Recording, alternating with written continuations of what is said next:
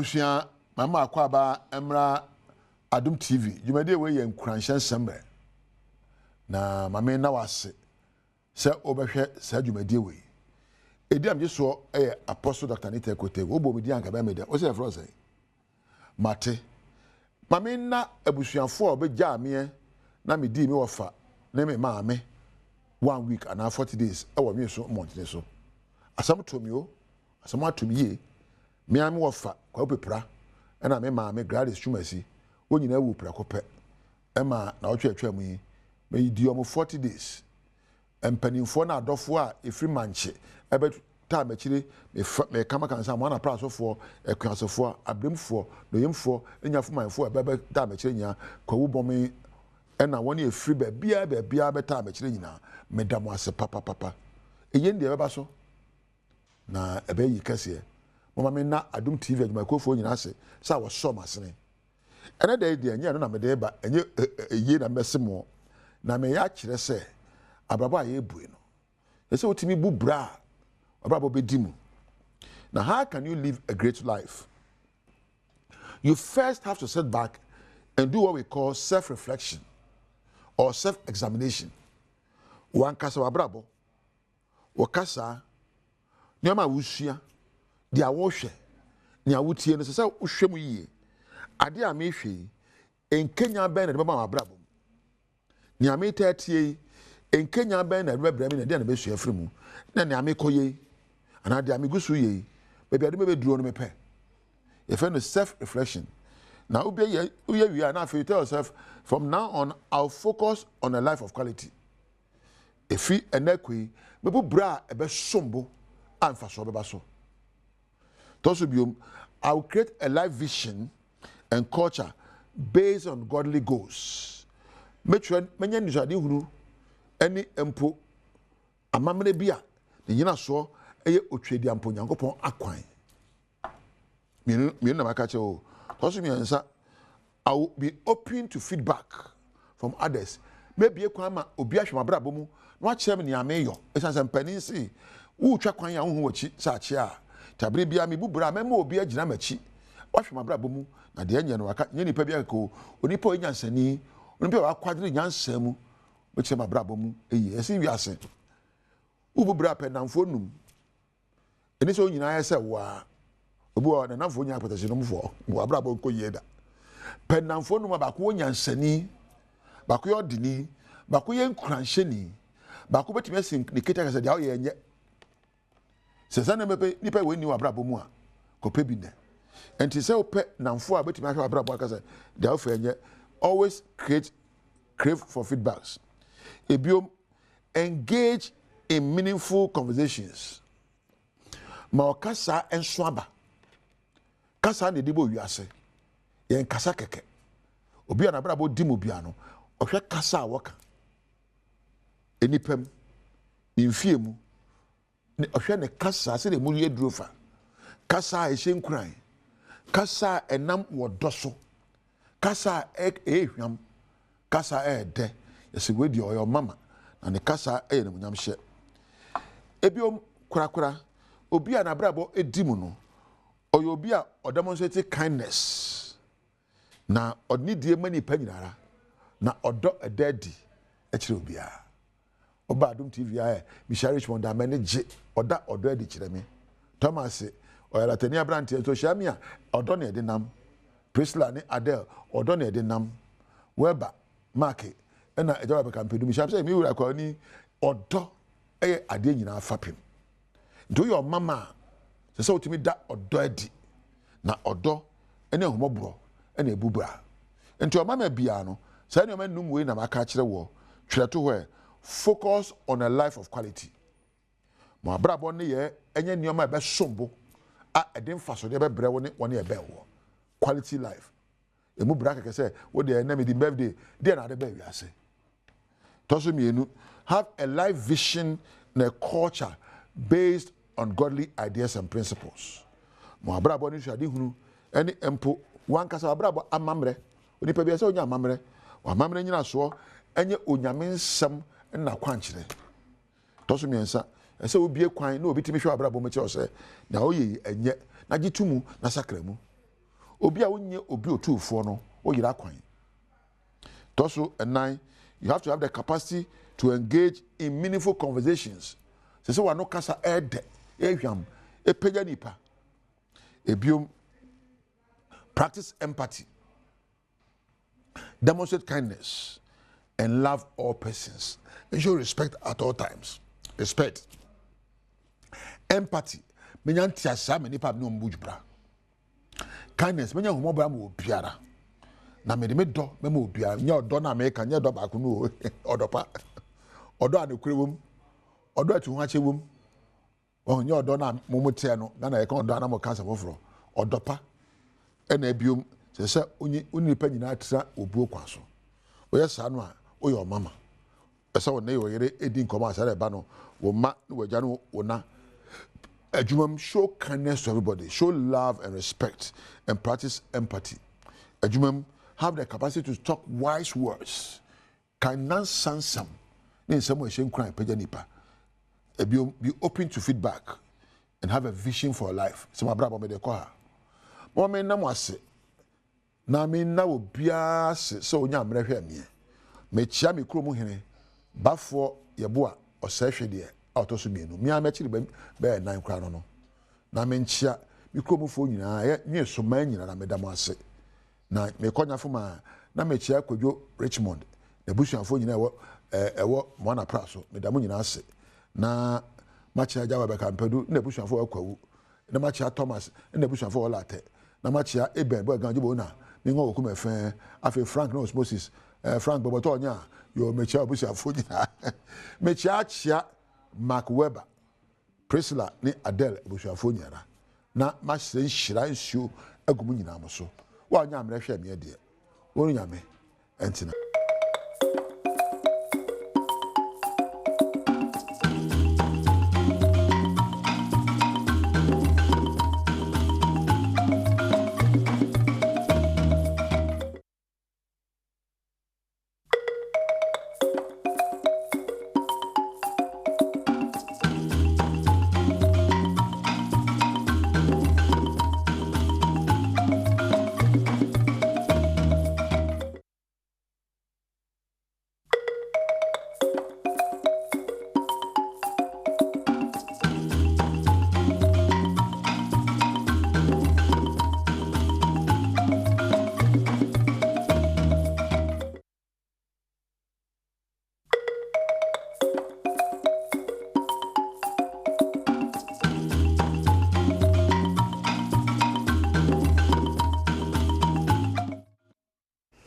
Yamwachi biem samu akwa Badwam TV Badwam so yada Apostle Dr. Nita Ekutegwa say any nkwanshen sama odi abreye de edu so no Badwam kase nsam ne etodwa wo mu bi ya wo beti eni edan ya yesi wo Ridge Roman Ridge abuagu me kase Adom jafo adwumayfo mu be du 90 odo won akwa yare sabia yade sansam no bro yamam pani John Dramani Mahama so enedi tudwa so kane First Lady Nana Kunedu Ajiman Rollins, ye omei, ye ben eye, eno ne sembia no pay ye de bro, Adom TV, Badwam Kase, oko Facebook /Adom TV Extra, ubenya share live or YouTube Adom TV Tube, so go TV 119, DSTV ye 280, na call Facebook /Adom TV, media fia, amankwa tamaklo.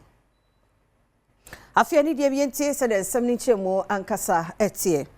Edanya womu AC Roman Ridge ebe Ghana Institution of Engineering ebuagumo ama me kasai na adwumayfo no bi ewo ho nanso Ghana National Fire Service ho hanti emu be du na de won satumi aka wodo won akwa yare sabia kase no etwaso building collapse so we are here to do rescue mission. We are searching for that people evicted to rescue them. Biaya Mijnei Roman Ridge, Accra, Ghana Institution of Engineering, and Chen Honum Adam Kra, 1 ACA, Se Abrosan, and Yan and Siese, a Bogum, na fire service, and Kra, Mode Maye, Echemua, Nipa Bay 14, no moye, a Juma, no Mugu concrete, no, a Bugumuno, or more a prepra, Sabre, Wadu, more Ako, a 37, a buying Ayara Sabia. nti wo hwɛ machiye a adwumayefo no bi egusu wɔ hanom a wɔn ɛhwɛ kwan a wɔbɛfa so a wɔbɛ esiesie na wato adwumadie no so. So right now we brought all the workers out for head count to see if there's anyone trapped in the collapsed building. Adom kaseɛ kwabenansia Rage Accra. Ghana Yaman Penny John Dramani Mahama said Kani Oba Penny Nana Kunedu Ajama Rollins and when baby a chrono may ebeye na yeno Casiano etwaso. Yeah, Asante Mantem womo a chairman a Intribosiako chairman wound to me and then a lawyer for me no lawyer Ampia Kubi any lawyer bako kahona bechia and any yan in TSA or Mampeni John Dramani Mahama bechia ebusiano na bra by and what to just say e wo mu pa say abra Nana Kunedu enyane baby ekoye no ebusua e de betu nanim nanso ne na hu behia se ono nso etu ne nan eba ebusua no enchen na obechia om wode to nanim se wo mo enka wona komanto ne yempa esanse Ghana eta wonachi wo mo de mpa bo beta wonachi wo kira mami ni modern bo a de abeboa oman Ghana e hu behia pa se mami wo mo man ye state barrier. All of us will be called one day by God. We don't know when. And so we extend our condolences.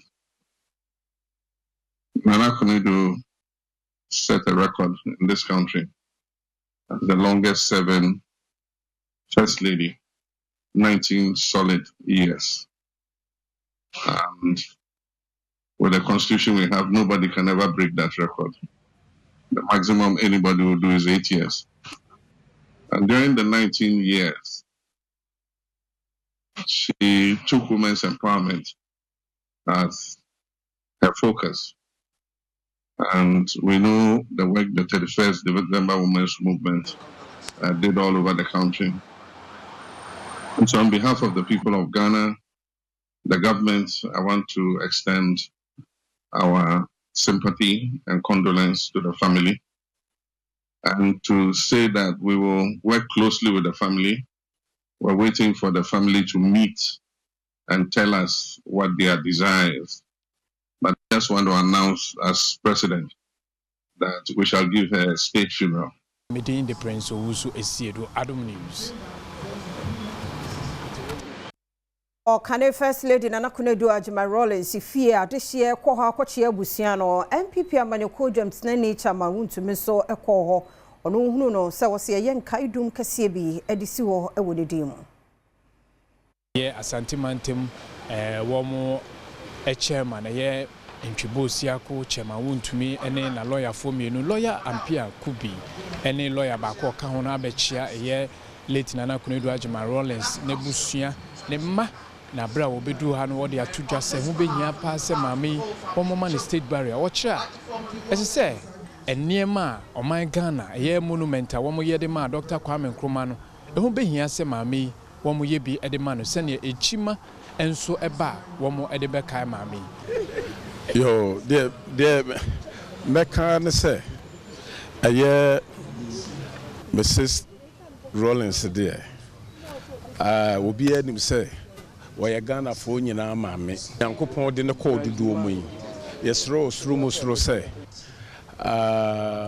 omo onyankopon fa ne to yaja Abraham kokum na dai etwa to no so no ye nyina ne atefo no nyina akwakwaka no na che se ayade a state barrier no there I was say ya the manual e beyond that we hear monument bia we nyina be hwede bia ne hu say there was once a woman who impacted so much on the population Ghana for nyina to na oye oba na onim ne opɛ wo opepa na Rebecca said oye resilient. One description says she was a mother of the country. Meeting the Prince Owusu Esiedu Adom News. Ona yankoyen sanfufromu na Deputy Executive Secretary ma National Commission on Small Arms and Light Weapons Mohammed Gali Salam ene watches Ghana fo ankasa womo akodie bi wo ho a womo de aba no be bosome baako entemu ni wa mantam yensemu no 1300 Adom kase etwaso For instance, last month, you started the G, a tour, other regions, 3 regions. And almost 1,300 weapons are distracted. A part of the amnesty, we will distract those weapons. So you want to see when a best one quite my J to be brina, it's my edijuma bo my Ghana. I'm say you bubu a new no biso. But this time, luckily for your commission, for instance, the new bill be ba ebe my juma no ebe shemukina amaye. Na sabona. Actually, say we show now with a 2 illegal, which me come 10 years. Tina Oman Penica send the Sadian this time, no, you find amnesty for 6 weeks to 1 month, then to 3 and 2 months. Now I'm matching for no, what would be no, I won't pay Fabra, and I won't say will be a 1 year quite personal. Fabra, the angel punishment, and farm mount, yet all districts of police, all the more than 200 or so, no, a pointer, itu say we are civilian na na we timemu na itu okuta na itu no kwa unya na legally but o say umpe you can come and surrender it and na unya na legally ya ma amnesty ya nya ohwe ya mpa ne show fabra e bia usuru say o me de ba police for I'll be intimidated on chimney no e bia ko even the MMDCs, so most of the municipal assemblies are organ you may see those actions going on there.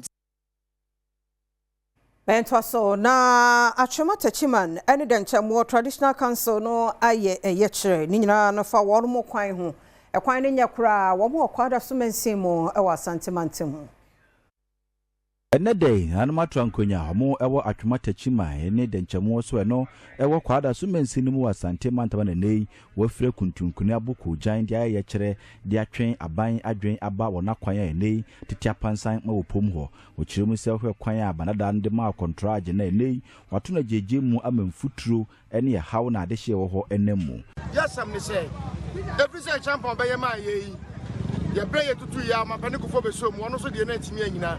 And I go for the buyer as a beer bass, a band, the quine man. I also say, Obeja, you are not trying to fear catch and say, a quino. But there was me watching. A quino, double road the free, which you must say, Eddie Atlantic, Eddie Acco. Yeru Mano, Bosome, and Wachi, a asphalt, I manage your manual. Abusa for Madama. I hear border. And fear and what cheer as a beer back, why you see. I come here and say, Onia need any brobia de ma at your mind. Oba, no, they are so bad perform or ye be a got obey and almost me and Sunny so ya sena say. Sapetia, double road I and Sapetia Sabia can move that. Adishie bia wo mo ka ye kire hu bi ni adom kase bon komo na wo kire haw ni atepo ya wa fam finhie zianie e wo sa kwan no so ai futuro kum amafo be senior me kase wura me dem wa me da wo kwan wo wura me dem mo futuro nko a ama ye yere kwam kwantu me de nche etim na best wade so ti yesre Ghana mai yesre ma ni bi ma wura de nche mo su krona asabia pepa dan ne so amensu otwa ma me fo nyina da nsuo yes you this guy dey kwa ha dan yes no so say ya mascua obanyinya adwuma okumase yi omadi if so na gira kwa so sa wunya ka akwari ko dro adwuma ma ye for late da ya adwuma asensem pie asa bia say gina ka kwan mu na eton ade mfutuo na ekuye ya ba amanfo mma me tonu ye no wansire me yemere kwato aduro na mannom da bia ka na ye bo wa anti esra no pia wo me ye maye na ehun toye kakra Nina or Chesson Cabea, Banfa contrage, mark contractor for fro, said a bear quan bit my year tomb na a hotapa pumho. It was so now Public Account Committee, no, I say, I do my 4 moon penny for no, one month now, where your hands, one can one come home, MSK Diabico so, no brass so one some rano, and one more eddy. Vice Chair Emma Committee ni Samuel Tamils edi atudwa se womanfo ye womo hu bonmu e wo sika twiridi a womo abo man no eka no safo yi esese womo atwe wona so committee no ehu dwiri womo pa e wo sika bi a womo ede koto enema wodo ye millions bi abra Ghana fo kra enya so emfaso chairperson Emma Public Account Committee abena osei asare edi nsem sei ena tudwa fa ho because the Minister of Finance this afternoon just made gave a directive that we should price everything in Ghana City, so that if our local power producers are charging in USD and costing us to realize a net exchange loss of 8.3 billion Ghana cedis, which is even more than the government grants of 6.6 billion Ghana cedis that government gave to you to pay the IBBs. I still don't get it. Vice Chair Emma Committee no Samuel Atamels edi atudwa se wo manfo a wo mo bon sa sikatwiri di keta sihye e wo sesa afo no emra no eni omu di 9.3 million was your budget, but you spent 12.2. Staff fuel. Hey, did they drive around the world? Budget was 2.8, and you spent 3.6 million. Communication expenses, ECG. Their budget was 4.2, but you spent 7.9 million. Consultancy, budget was 40 million, but you spent 58.6 million. All these you did it on your own without even board approval.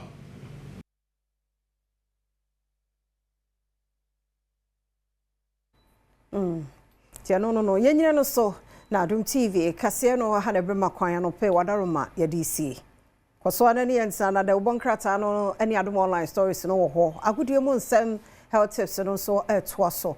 Radin from Comra Sumdiem na mum hwe live on Facebook/Adom TV extra wo Go TV 119 DSTV 280 ko YouTube search Adom TV 2 obenya yen e wo ho live. Adom na dom ye aso yen so na 29th October. Radia yama broso. Radu ye too much. Yada se papa ne wo ye ne ni sododo. Ye ni sopa ye ni tiefo ni ahwefo ni abusua ye clients e chiri ne benche ye nyina yada se papa ne wo ye no ye mfe yada se. Me aminu abema Honorable Bismarck akosinsia aboaten. Adom na dom no amenne ugina mu fe.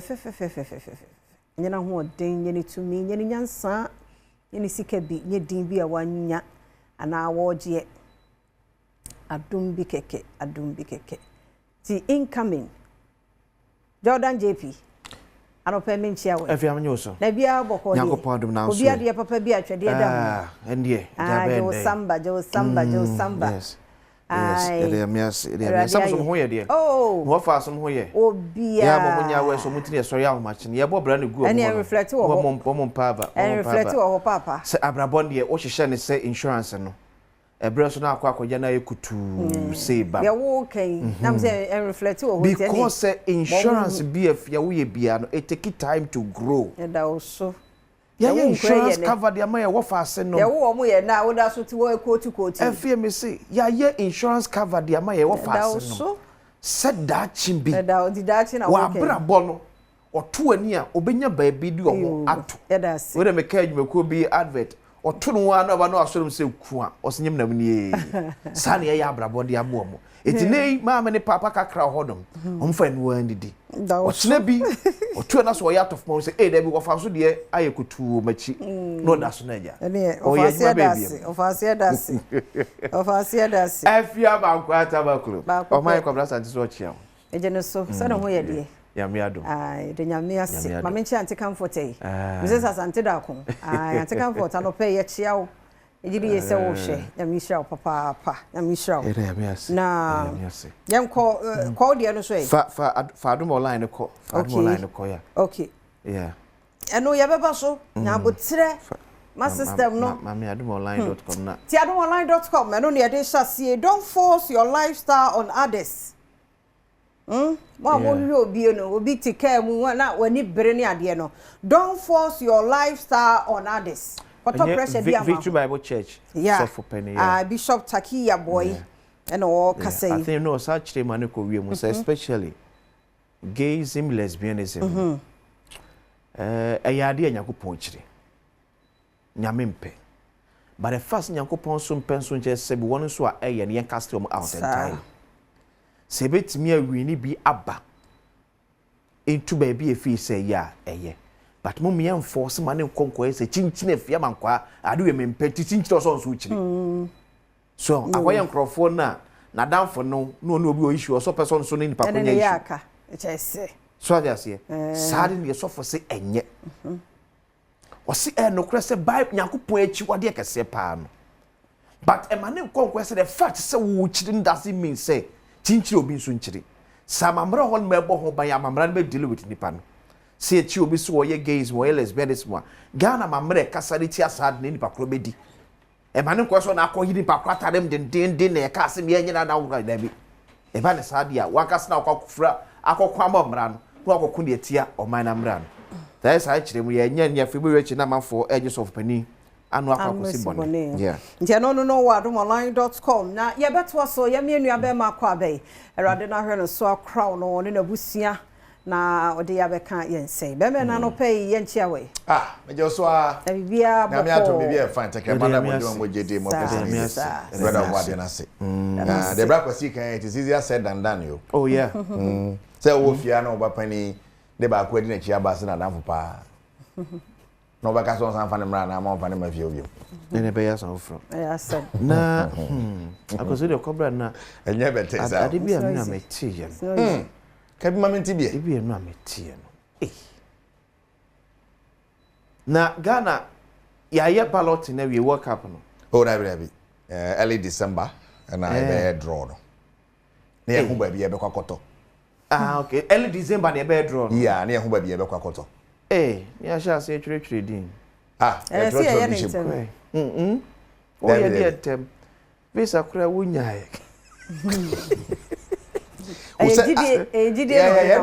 okay akoso de bwana entiase take it na ye to no say we your supporter ya Ghana by ede wo kwa o ma take it for all matches ana Ghana games pe Ghana games pe yes okay it means that Ghana be born a match Mexico and Canada you be limited to these two countries yes but oh yeah essentially there you have the chance of a court yeah so cover yeah pa ye ko but me can yet memfo enyen samtwerefo onya ticket na wo match a wo USA now the chile wo border so say me ko he match wo USA e be mo akọ okay so beyond Ghana match no yeah Ghana buy fa ho ka so obetimi akọ Ghana match no yeah workers as individual betimi ato take it for other matches yes akọ he bi but uni sa ticket ni bi dia ontimi ko he bi dia wo tra ko he wo twa border ko he se me kwa ko he ayi match da bi dia mo tra ko boys patro nchire mu na mu bisa no en ma bisa ko sidi aba mo no e di take it back no fa hwe match bia o da bi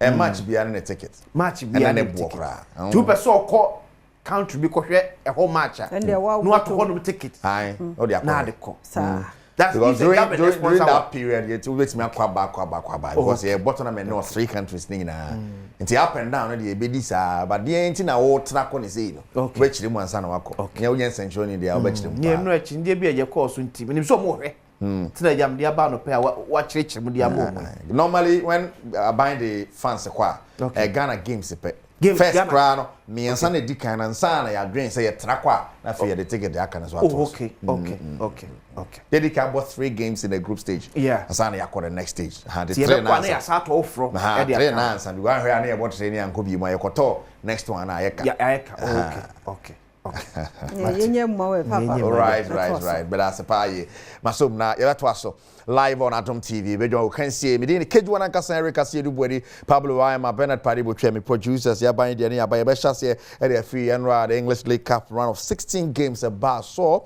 and Brentford Ejanaso Bogumo welcome be Wanderers ni Fulham game on 5-4 penalties Fulham through to the next stage now Wrexham etna fima Cardiff be bonoka mienu man team o aye back we hwe na fixtures now on our screen there are some big games in there big games big teams also between Apopie ayehwe how the last 16 games and so ebesi akọ now shene so mame say enra de kakra gu so am say games ni bi o ho na ni bonani ntutum say wan hwe ya betime bu akampa sansa on normal de beka say bia Fulham and they will come before we but it was 1-1 then on penalties now Asana Fulham betime qualify for the next round of the competition and take a shadow so mame ti ye kakra bao and a League Cup ho N7 na me pese hwe the fixtures, but yeah, kind of sound on Manchester City and Swansea and a day Bueni and Pep Guardiola and we coach about Manchester City or say Kwambia so we a league game to wait me risk.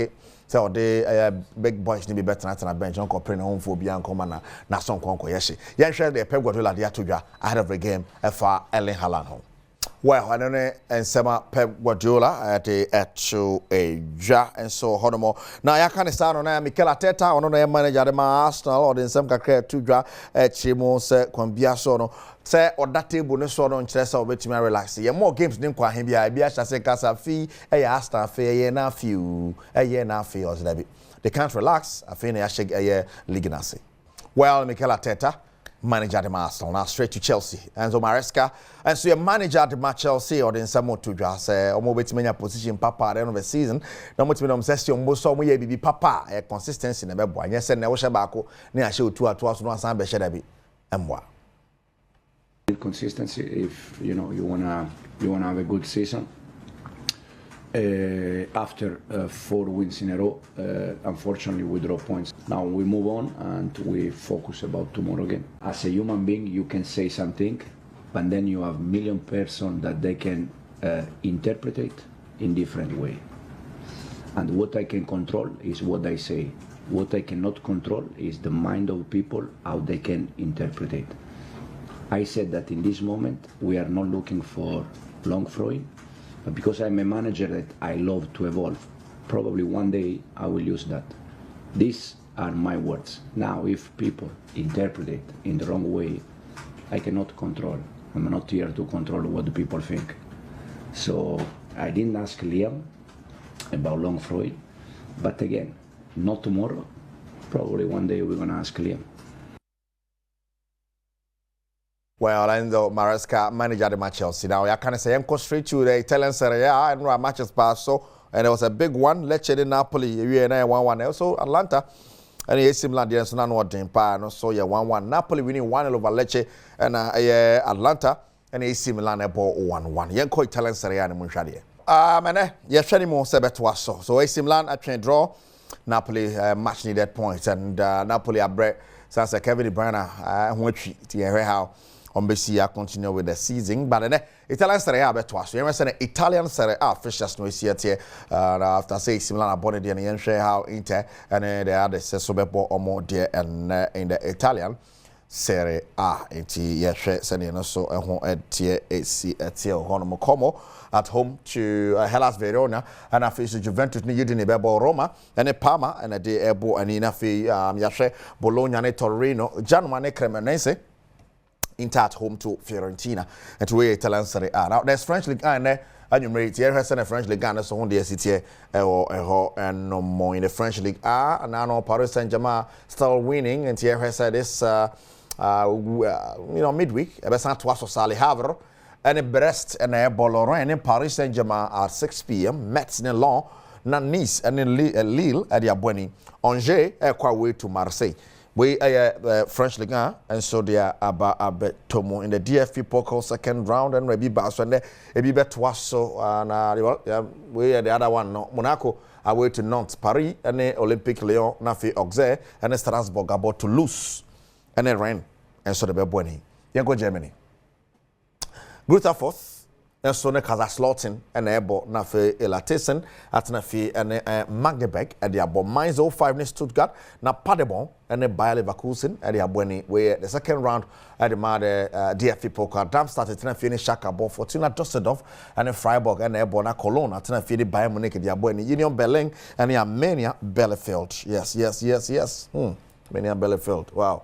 Mr. Ghana home history no hobby breed now ya can say we na fe yanko enim yanko send some for AC tie anasa enra okopi more the Kings Cup in Saudi Arabia enra na Karim Benzema versus Cristiano Ronaldo ba na we ye no na abuakam dia Ronaldo ne anasa once again round of 16 one more film Etihad are qualified for the next round of the competition. Franco Trading Enterprise from Papa Fie Franco can one of paying ya some no ebrewa ya can say on ya mungu fie now say a bear training CNA, ya fee a bear training ye Jessica Yenye, ya the Bemam, yan fama morning in action, the Black Queens of Ghana, Enra, Esachi, Egypt, Eshe Accra Sports Stadium, your mamu, are qualified for the WAFCON. You're already a course for Accra Sports Stadium. 2026 Women's WAFCON Cup of Nations qualifiers and a second leg a Badwam Accra Sports Stadium. Ghana yemma bawano mechire Black Queens eche omani din at Egypt a bomekanaya won timi ankemu ajay impo GFA President Kurt Edwin Simon Kreku Sanso and Sports Minister Honorable Kofi Idi Adams Technical Advisor at the Sports and Recreation Ministry Honorable Betty Mensah and Akesefo ahuru ekeka ho efi the ministry and afa GFA edi womani onyam ebeta Black Queens echi ofa edikan no Black Queens create chances ahudro bebrea nanka wo mo hwese obenya go edikan edi amo my Ghana nanso wo prayer go entimi amba ofa edikan no ofa tosu mienu no ehye a on the 52nd minute Doris Badwam eto atena edikan edi man the Black Queens of Ghana anchekura on the 55th minute and osan edi go atosu mienu no ebe so ma my Ghana enu echi no na baba ni di edi comfort ya boa on the 57th minute enya go atosu miensa no edi ma my Ghana abra 90 minute no aso no referee edi 5 minute etoso na Doris Badwam ensanso enya the 4th goal no edi ma my Ghana akansie ne ba na wie no na Doris Badwam abo hat-trick abra Ghana yesha 9 edi etia omani din edi Egypt akansie ne ba na wie no coach Kim last what did you just say neni agi qualification Black Queens of Ghana enya no ho. Women's team took themselves to the bronze medal and also I don't remember how many exactly, but the biggest part of the group in that team made their first WAFCON. I think it was maybe like 18 players or something like that that did their first WAFCON. So with that experience, of course, going to help us in the future. So we are a young team and a new team, especially I would say.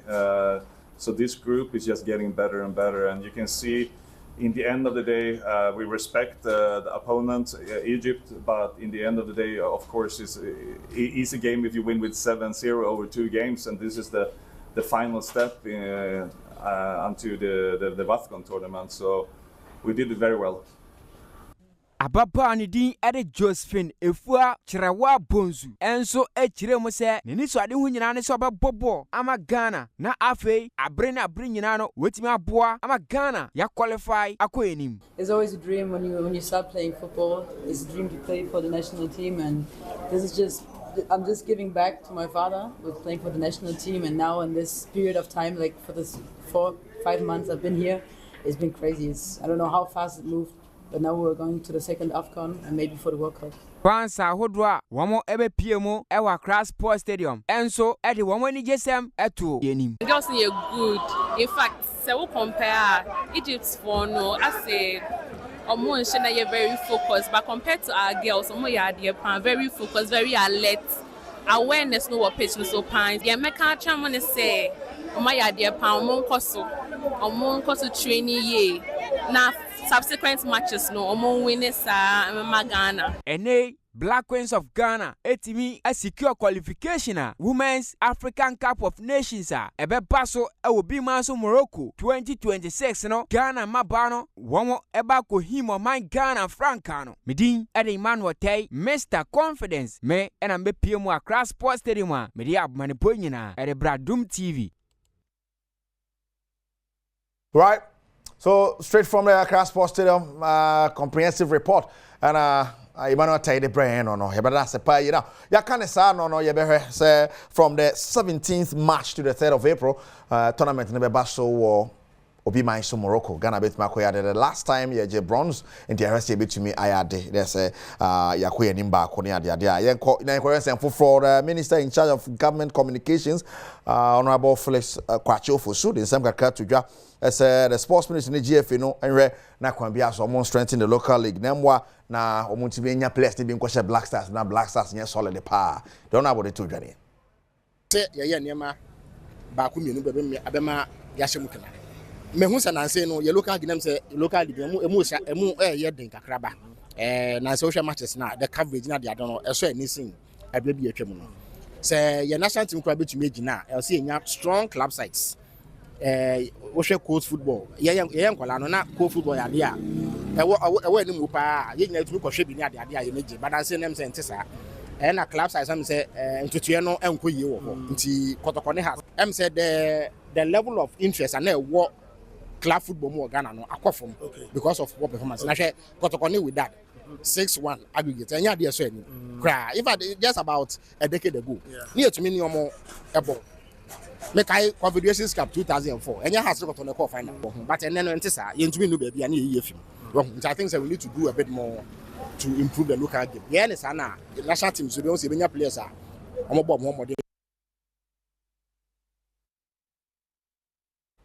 let's scratch off for some no. Now, I can't say we know Nations FC confirming. I say, "Nay, your new coach Abelande, coach from Paul Manson, coach or the Gold Stars EG League."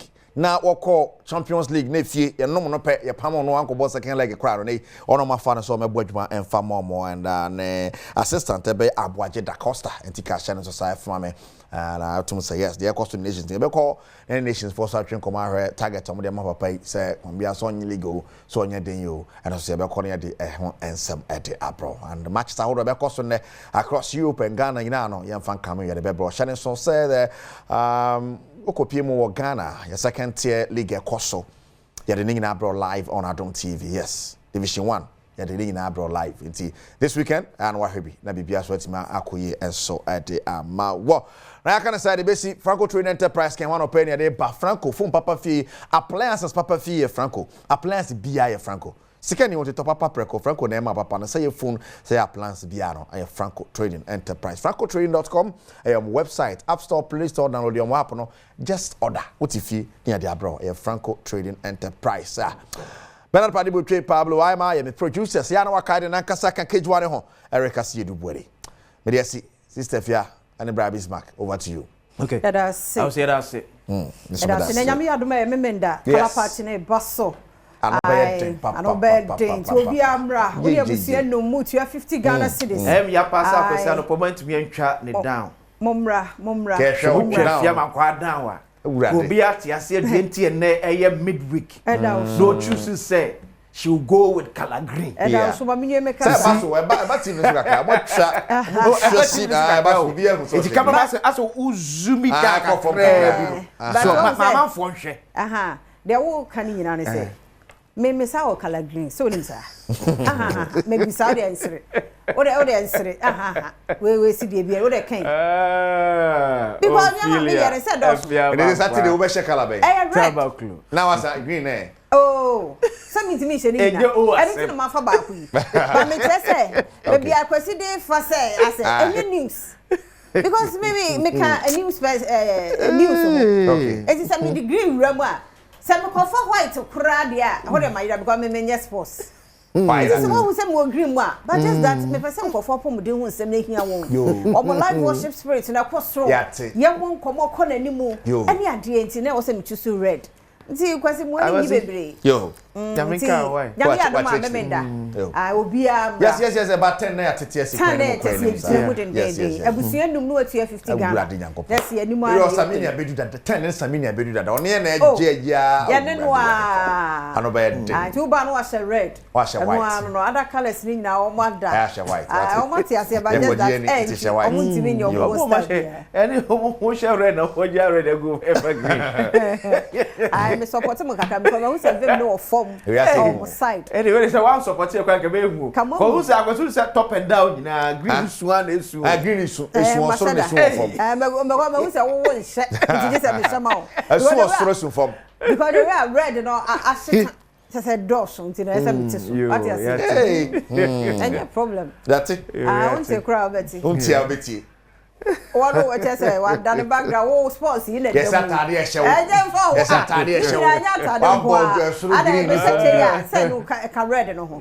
It's who they munya me mama na echi me no mbedi. You yate why? Sikwasi kwato so already. Yes, you to so hanene. Ya so ye wo ye headline ye so si wo bia. Anooding. I was in there. Okay, we are doing online. Yeah. Sports for bet here. Petty. Enti adomonline.com wo afi na wo hye ye mo acheson kon ye mo akwa ba afi na ade ato ha. Ya sha se da wonum tuo mu and Apostle Dr. Niteku Beshe Yunkrane, near the news naba, and the idea good you some no at was why you did the one crata near Adom online stories, any health tips and so it was so. You may be a phone lines and announce what the dear about the home a being tea, shall see a dear adomonline.com. Yedikan aka say don't force your lifestyle on others. Bishop Takia boy, ya church more ediamo no so who any I feel self-centeredness among men of God affecting the work of God. As they say, Yamini phone mu be according to a Bishop Takia boy no. As one who no crash away Yame. Bibia is about him. A radia some no. Omoja to baby kura no just omo and affecting Yamijuma. Because they say and video be akwesi mi hu ye.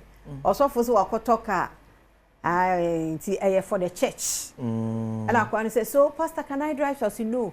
Then you for the church and then say, oh, just what the assurance car akotoka and what's the aba. It 2 years auto pressure to system nemo. Post car assurance who any pe won fear bio. Now to say every day no more now pastor. What they reach you to where ye. In Tiene, as some on the down 49-year-old fisherman jail for defiling 13-year-old girl at Mumford. Taquanoa. Or say acquire a year is seeking to a better necan. Yeah. I did not to. I'm something to 10 years. Amunyano crown to way. Cover banner be beer. Crack it to 13 years. One got to no monasa on a day. A day. Obia bayua. What breaking the virginity? And yakwan paso. What rapino. Ti akra wo benyini nyina no na woni tirim ohu be makra na ye bɔhye no adai panimu te sew onana mu a akra wo betumi ayo onana di ne hu anya omobɔ ade a akono bɛyi mobɔ nyama nketenkete we nyina we mu nya se castrate omo nipa bi sei okoda hɔ sa ma ye de ta sa tua ne ama na aduane adi wo sa no na se feeling bi ani no ho biem onye hwe ofiri mu fia or the way she had dear. One no crow munina, baby, I'm the column. Tite gatesimo. A moment yes, Uncle Cremunina, a comma. To Badwam.com and also our house in Labour Minister rewards nurse Abdul Latif with 5,000. Yeah, Juma Penti. When you're 5K, I said, home. So you know, yeah, Jumani ye. I'm so dear, ba. Morning no be dear. The Kakrana one morning so, na you know, home. Na ye Juma ding. Esika diena e koso no ye be kan yi si die chiama no pay mamu akwa aba me so so munyina mo ho ye billion kwasi ina be kan na ye the billion ade 1 million na do 26 million kwasi si communication no o si media no media be ya no want it so nkan mo media team no ho how? Sure. Announcement in the banner, yes. Yet, 7 million. Hey, Miss Metiana, me yam. That's why I see a Niska. Why I was one year, some no, I back can Ukraina, or the Canadian. But before Daily Graphic, the Bocata and Twasona, Yanquafia was a city hit 60th March to Vice President calls for safeguarding currency's integrity. GNPC pushes ahead to take charge of all oil projects. GNPC for CM fem wa udu aye tu amanga na nyina fedie wakasa do ontaban e ba be cruise so na bia Ghana so benya fefa kase pa ewom. President announces state funeral for Nana Konadu Admiral Ren so man beji Nana Konadu Admiral Ren say you no aye ne kese pa e wo kra krodwemu e de amano Daily Graphic and anyway ba ne anopain. The Ghanaian Times CD and 60 let's sustain stability. Ma pene be de chede ka say enkankwa ye nyo Ghana sikem no ye ma ne koso entoa so sama Ghana adehiem 3.4 billion Ghana cedis injection strengthens NHIS chief of staff and ebe tuja ejem say aban aspendis of close to 3.4 billion Ghana cedis and the era national health insurance meeting no kwa unya doctor for me etimi hwo empamo emawo enkofiem. President Mahama wife visit family of Nana Konadu Admiral Rollins. Mampeni John Draman Manabusiafo akwatra the Rollins Ebusia. The Ghanaian Times the Bokata enso edonom. The Chronicle or the Paul Afokofoni Abba. Was the NPP chairmanship race. Enter Paul Afoko. Eti Paul Afoko asaba biem. No year 2014 waterbalenu also asaba biem. E was the next chairmanship race wo NPP amunyokodim. ECG overspent budget by 189 million Ghana cedis. PAC refers former managers to Attorney General. Tentem. Samira engages Baumia's campaign. It energizes Baumia campaign for Chairman. It is a Mammy Samira so copy of free matter of fear brande. Said all campaign no. The Chronicle of Wakata, I don't know. Daily Guide. Gay bill died with 8th Parliament. Speaker, and must your film Chairman like saying, as a gay bill that bar, I said your film no. Is your 9th Parliament. Must your 4 brave from a frafra. So be a yakwaya no tumbi. It is near what by the yes, I'm quite fro and San Fambra. Barry Lumba as shadowed court. It called about to just 6 December no. I was avoiding me to see that Lumbo more beer to fason chebia and to so. Who to me escapes bench warrant. Abra court board called to see a coffin pet. No, see you, Yamam, you mean you're right. Lawyer said, court to Hokra, but time, yeah, what's the meaning? Saja is catch us or China say Mount 9, 8:30 now. No, let me say, Daily Guide, the Wakata Enum. Discover. Speaker Babin and Ayariga clash over reintroduction of LGBTQ plus bill. Just say no penny coin, message your film. Message your film, Chairman of Freedom, Kesse Banduni. Eish, we can't to sa. Game will answer in same year. We say, I can die for Baumia for his good heart, NPP. Cape Coast North Chairman Sunek so was one in Kwakra for ye. Emma Dr. Mahmoud Baumia, Mampenu or Ghana. Why you crowd say obey sad no Ediamano. They discovered the Wakata and so and if you President Toya Diano so man from Metroless and you na Yankoya Diazum. The Metroless Chief of Staff endorses NHIA illegal payment tax force. You see, homophobic claims if you so many call NHIA saying penifun chum can. Kalabule say chum. I don't want to tax force or mumbo education. She was like, I know fossil pa, and the babua, it's Myanmar, Kanko, and the pepper ya juma, or NHIA for payment to the emo. The Metroless, as soon as the way a banner and a pay. I fear she has a headline. I can see a headline or pay a day bar. Monsumo ya Ghana for ye use electricity. Obeto wiki mana sano wasato otewa na oma basi yatutumu nesa Ghana for we na say ni break kwa na ba yanko ma betintumu na no kura wo ho enya so omuntumu e wo ho na implementation na mbaye e beba so nya ni bre na mbaye na enu akwasi se de wa woni mu dadai park sitting ya public account committee sitting ya na ECG bosses no mba no mba yi sama no ye 2024 die. Hey, mintime fama no nka. Mintime fama ni hu. Sika pen. Adan ye di ho abroso man sa. ECG. Ano pa me chiamo. Adai, enti mo amo kra na metie figures na me say ado mo ni accountant. The accountant wo check like sika ni bi brobo so no ntimi nyi MD amane SND. Sika we di abroso yesi enti mo ntimi nya tell say e ba public account committee and auditor general any report be ba nsan mo hu ana. Sika di e pani. Hey, enti nya mo dia e ya ban dia enti se de tie bia no say spending is wow. Hey, ya no di o. Ni ete ha ne ye bre. No be de ka 100 cedis 200 enti ya kwotwa ne light mu. Sika mu die. We dey wo. Yes, omo budget 31.8 million say omo ne betu kwan. Ewi echi no ma spend 91 million. Kanisika 910 billion. Ya dey am strong. Ka kanisika ye twa kanini mu ye wo ka ntu dey. Yes, oh that be AC the knife here. Because sika no odin. Yes, so me tu kwan be da hotel. Say no ntimi na abontin. Na I don't know budget 9.3 million. Ewi echi no spend 12.2 million. 120 billion. Afe ombe shieshe ansantwefo. Ebe media workshops. Eni ade media sensitization. Santwefo adu emu ntia samra ne nchirechire mu. Initial mo kwatwo say come the 4.2 million cedis na bench. We actually must spend 7.9 million Ghana cedis. Publicity. Ya mo amane ebi ene ebedum kanea. There be a fort about me, a slim one and church, the person ye, and mamma fortress, your community way. I could share my phone, my cassa, but me at once. Omka say omde 5.7 million Ghana cedis and be this adwuma no. Hey. E we no be 21.8 million Ghana cedis. Ah, announcement we kura mo de ba ya kura ni yehu ane ya ye ka. Ni ya ye ka. Eno ho nko 21 what million. Industrial relations. Eno ye de ade. Say yanka say yehu adwuma mu. Ha. Our budget is some the 2 million. I have credit to say I don't say a chini pato. Hey.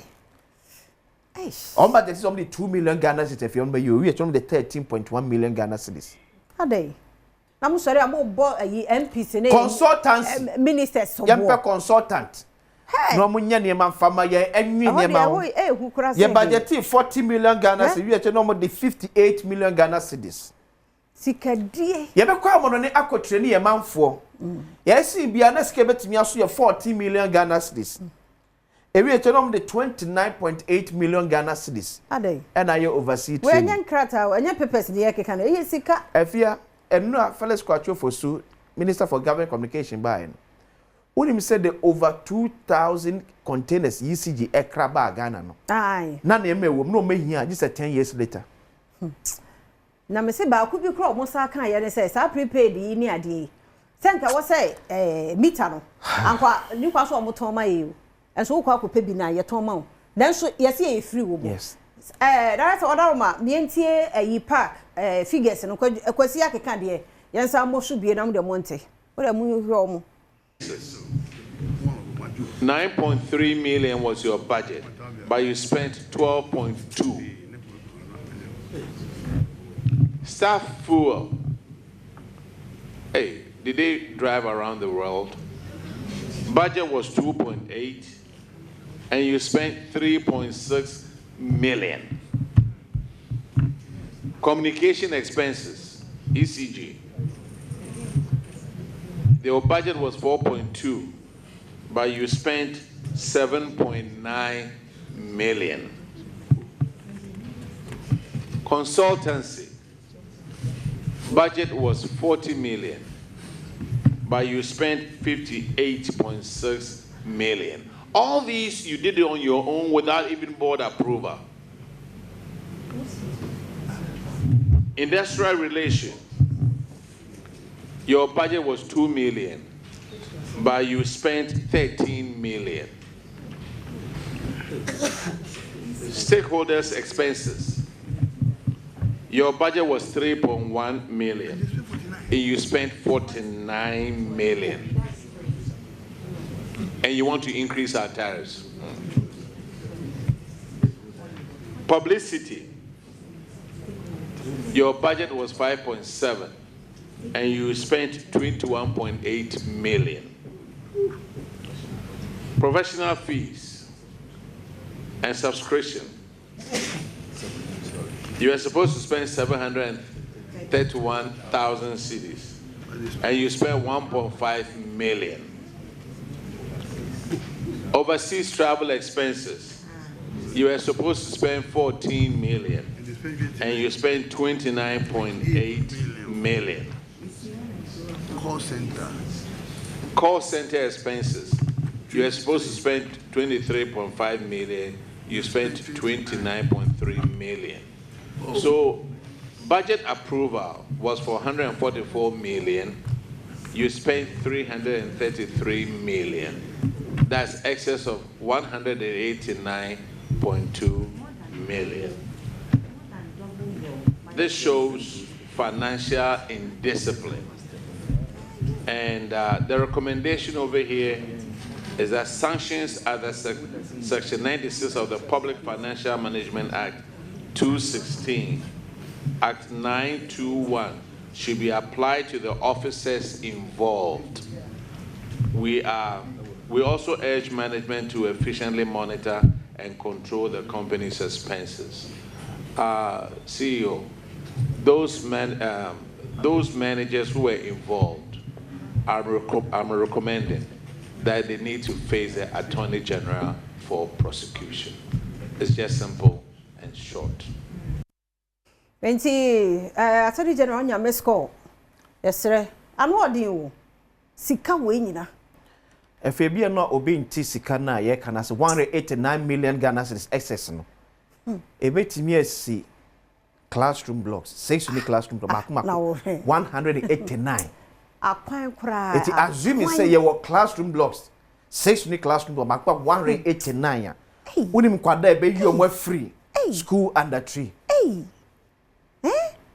and no share sa assume senior high school yeah we will need not more than 2 million Ghana cedis betimi ya complete sa a project we serious 189 million Ghana cedis aye excess say if an be a fire but because akwakoye abadem yem ka say akoye abantini say om de entumu ni ba Ghana ni upompo chia na betua e na ade no so no kwasi chese de ye areho ne say me antu omo ni nte na wo de tese ho omo I don't say that's what we need kaba omo nyina ni ye mie na so count de emre na so kakra bi 03022117017027037004 de emre no ko akisimi aba ye mo ache mo akwa aba wo ba ko straight wadaroma na afoforo so mra be me ne ntie o ya sister fia me da se ma mentia Roger Afare Tando ogbo adwuma opa kwati sabi o ye se akunani oda se amapa no na anwumre so odwere de obedi eno da me kan se bi se assembly man allowance na mai ma wo hye yebo ana wo hye me bo se obefre ye wo so ofre no assembly man fo nyina so mo no ya adwere nti ye sere wo fakwati ye dan o enti pusu na duro bi anka dem me da wa se akisini makra ye da se me do for pay ye mo ache 2 pm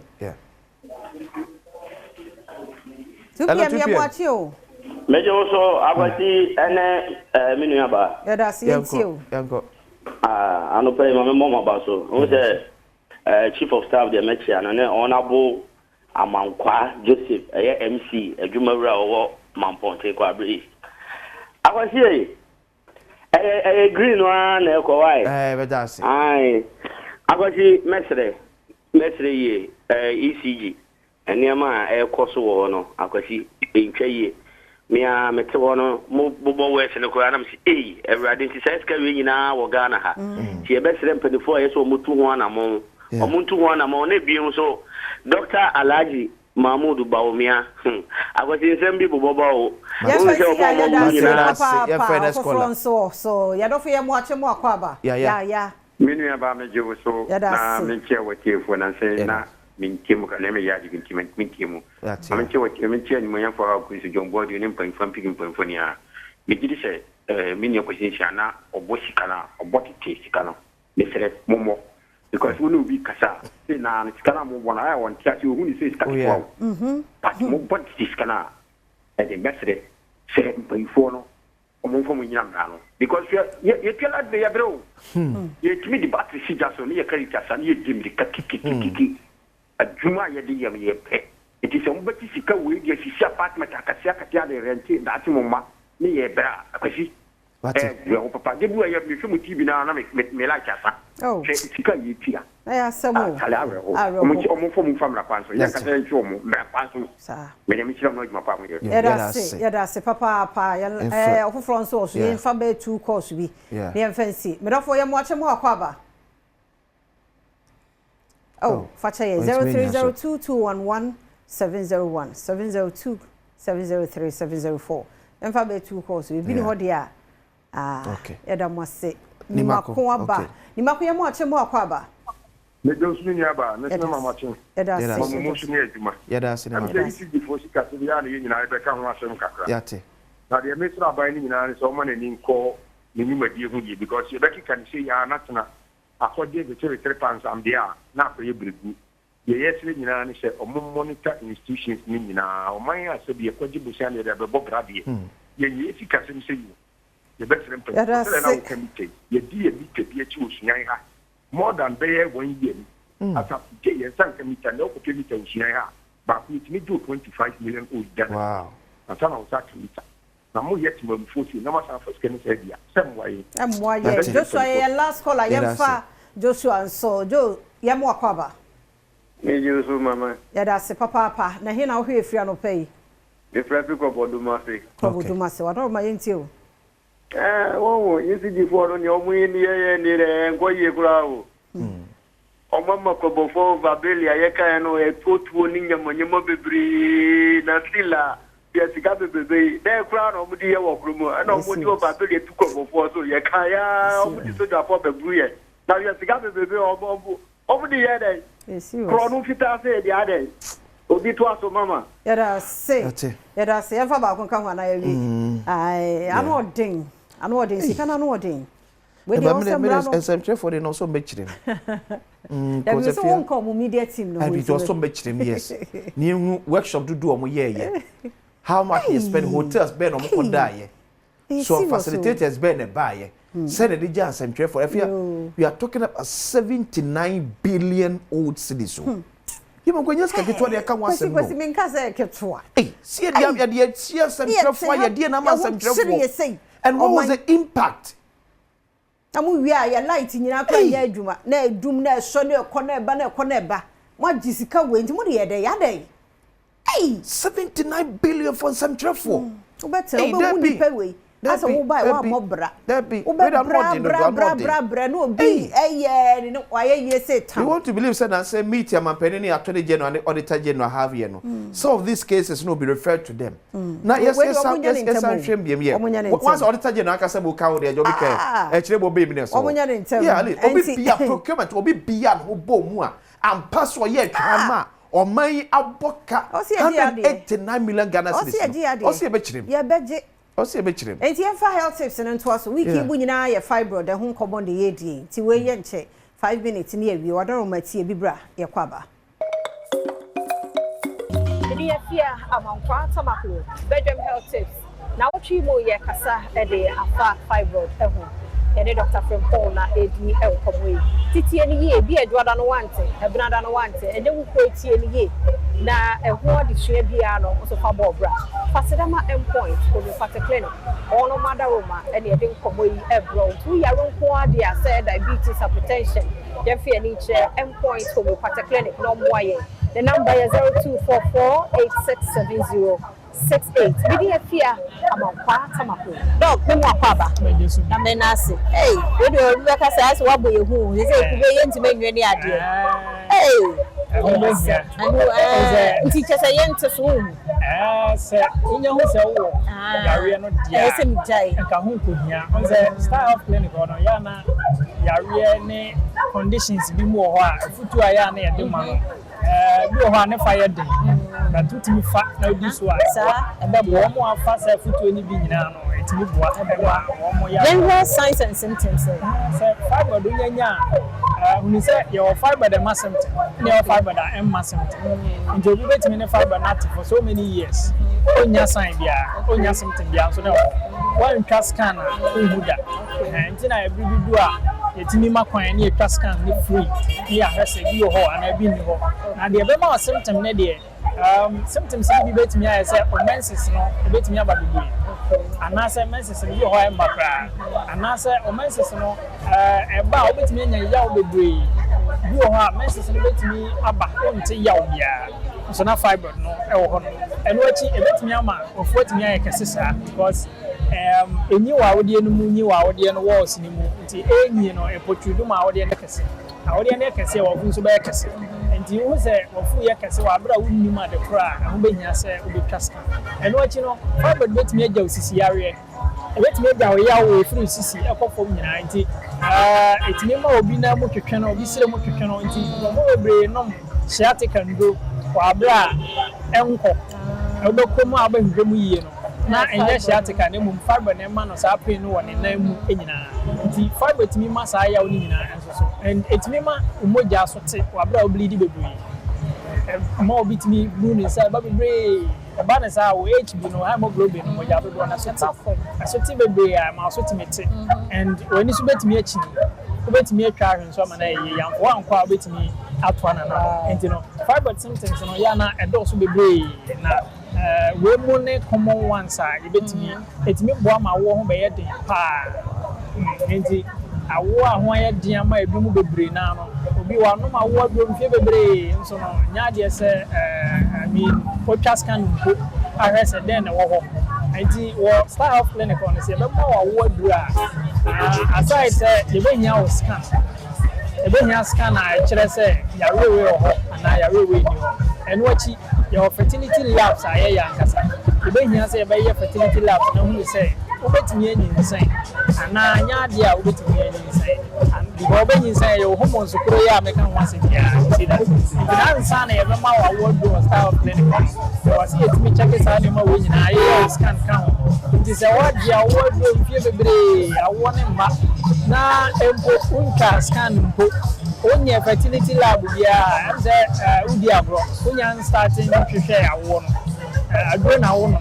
but on hwehwe a the quantity a awone ma because oba bia betumi awo it is a kobasa awone ma na what try if bebre go sumi bebre na ma then problem do the problem no na was on record na enye bro na was of farmers the staff clinic on there ye be ye mu ni ye ni ye behunu adekora ama awone ma yetumi so wo free ho a ni say no answer yetumi ntenu no your age and fibroid no also obedu ogun nsa nti akora 18 ko betimi nya fibroid akola 18 oda so wa wodie no ye brango ma dia betimi nya fibroid am na yi ena nipa omunni fibroid no mehia ba akopɛ o my life I mean omunni awodie no mehia ba akopɛ o my life ono no onyi nyina no onyi ye twa ne scan oni awodie but ma wo nyina de nyina wa awodie no that's my number no 0249 200 555 this is your number benya star of clinic 0249 200 555 ha option sabe ya saka ya huada roma yeni community tune ma no mema no suntie emfamoa na fibroid na ha dwen pa option kwa wode wo hwa ye bese hia endpoint for your clinic huada roma edi edi sankomo yedas me mo ache me akwa bebie Adom TV Badwam so echia mu nyina eda mu nyina se oboasefo rahabebo me local so for ye chia mo Mr. BK Dakwa wone ma metena wa me sure se nyame adom ho ye rade nkoso a nchechire mo wre na onye mo kese miemia aponu mo mamo papa eni somo rade ehia mo mina ai nimso so ne mo fra mo ho ye rade a obo refie no omo refie na mo be kai bie mu kura no a na ye de ehye mo den rade nchechire mu nyina bre bako na reti wa no pa menchia we ye sure so wo hwe one yi anti comfort asante dako ye chiachia mu nyina anti amma da boot ai Dr. Boot na yeri papa bi ye sure so mu nyina ehwe dodo no ehwe ma mo odi afa che me bre se me bodin na du se no wo se yetumi se weda no eno nso no gugu mi ni bebi ate de ba ye hore de to ya fine tini mo aye nwuno o ko asimfo su wura mu de akobo ase ho mi ni me area ne de ho de bo e wo ho ni mfuturu atu afra nti ho nyina na ya hyenka mu no yenye careful enko no boko na nso no toto sa na de bo no na eba kakran kakra ekwan a wonim so no o speed no mmra fom maye ai yenyina hwe hu ye awade de ne bambo no de eda ye nso 24/7 de aka ye wo de kakra no a onso obeye no ame de ohye nso da nti entra ne yenye ne saa na afim kwa wieyem boko kekan bia memu na awade no abambo no fe nhya fufuo mu sara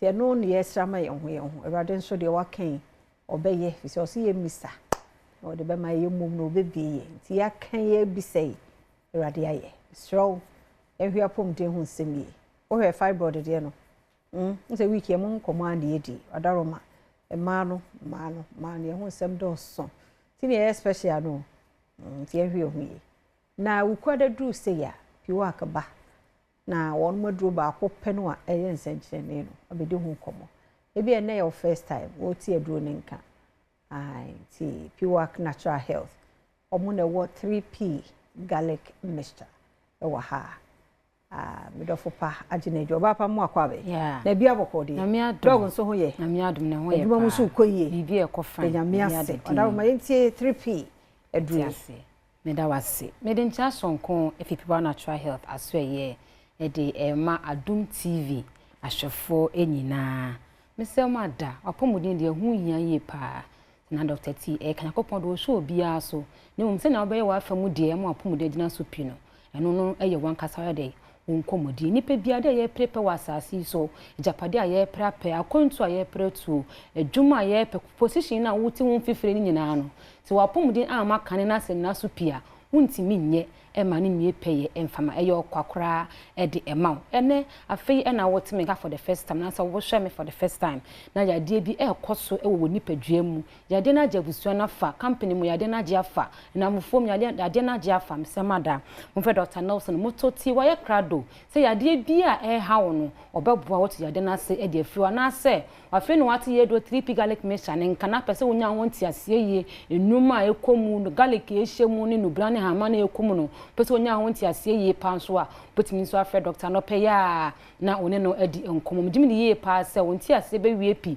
na wapomoden so edi na so pi enso edi ama ofre no e was 0248 9288 24 0248 928824 fena no peya na ene no eni enkomo ano pay die me ne oba beka wo liver an obrabo ho komo na me ne wo eba bedi won se liver no eni di dwuma bebre ewo ye nipadua mum ye nipadua na nkasa ne organ eye kese pa a e weight be 3 pounds a eda ye mu e di dwuma ye koye be nyina ye liver e de ehumuwa e ka ho enu nti ne etimi e de ekọ e de ba bebre nnuane a ye di enu a ye num nyina ye liver no e na process e de emaye e na afenso bo a na dura simi de woto na madura enyame an oliver no ehwo den it was a fire poisonous in chemicals bebe ye widie mu bia no liver no ya na edit was fire na say ye hu adwuma na yi fi ni padua mu ye de ema ye ntia ho komo ene ye ba be so liver ho techema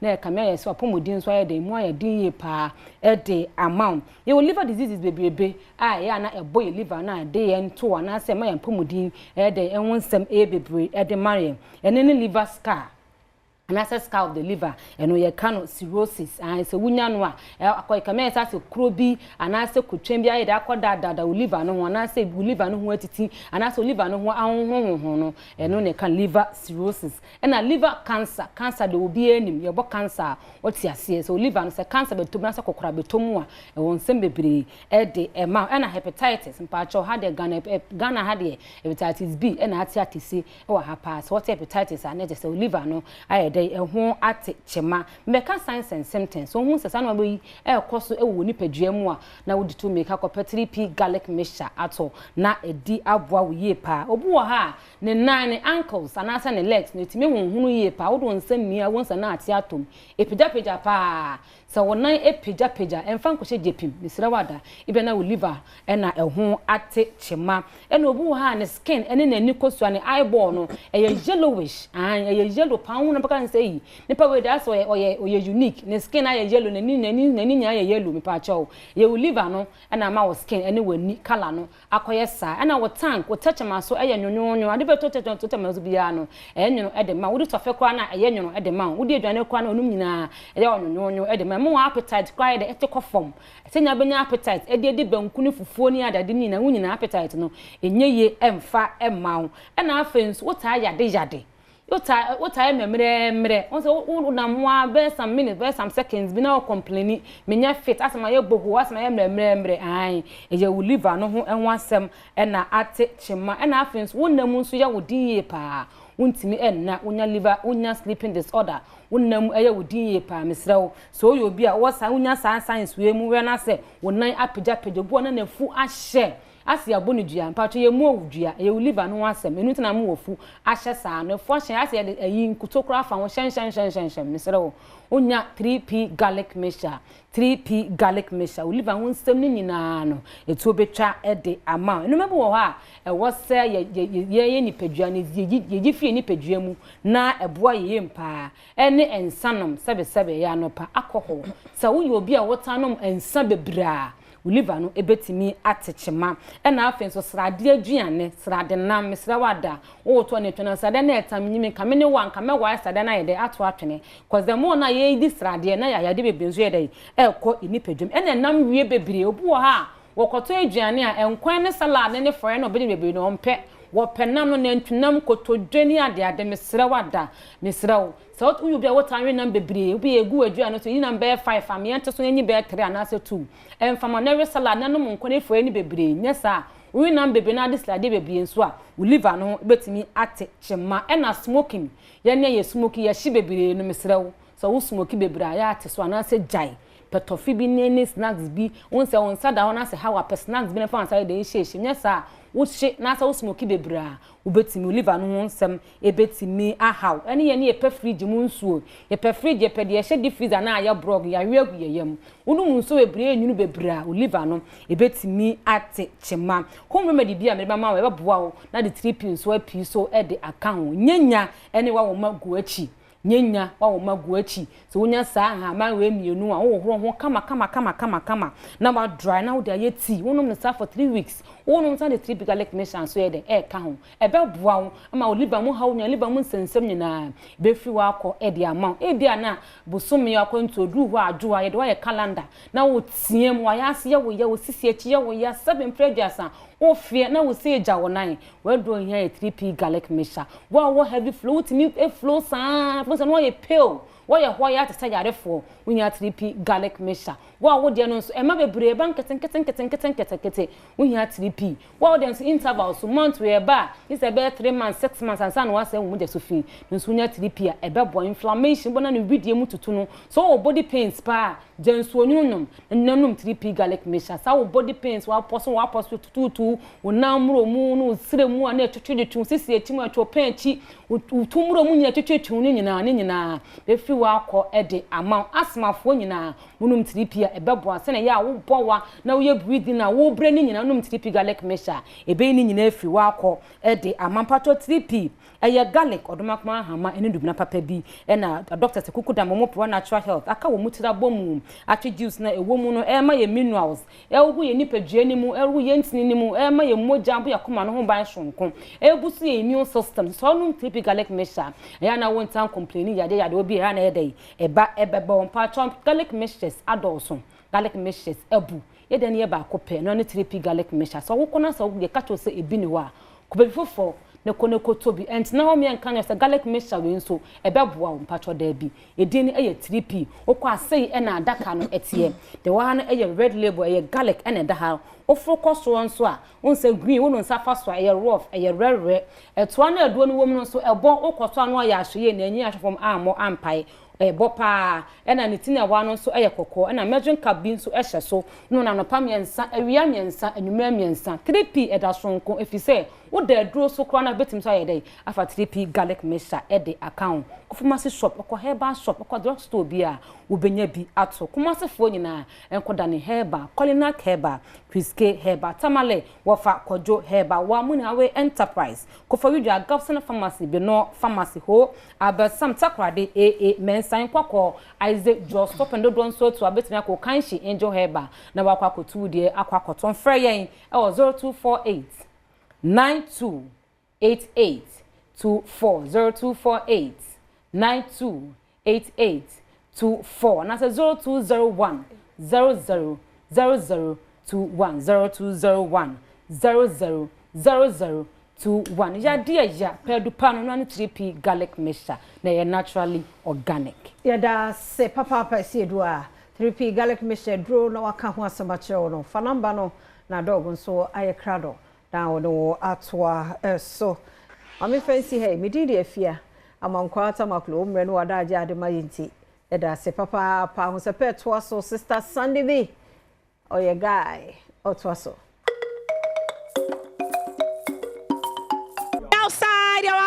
we outside. I was up a night out and I made it free. I Ziama and I brought me a show what about the kundum dance and I be shabby. Makacho sound was up entertainment, you know. Yade wo yade rera baby bia because Adom TV na ya was o yemi the sister Sandy me. I got hair logistics GH and I'm a Marine Asha Samuel Okuta.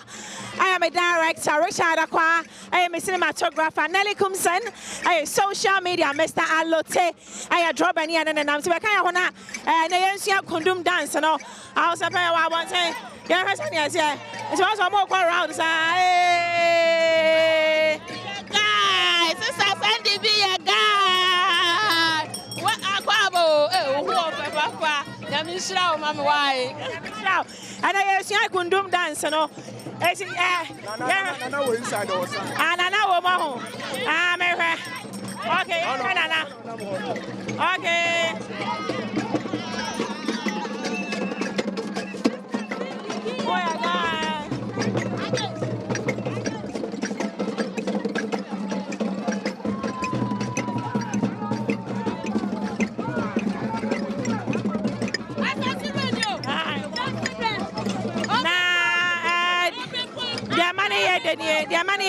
because woman or Henana Casanso 7 and I remember Badwam TV so. And I'm saying yes, channel, the Kundum dance, and I'm saying Kundum dance. I'm very privileged. As Yama Henana Casa, our Hawa Sebie, Nana Gagai, Nana show. Okay, Nana,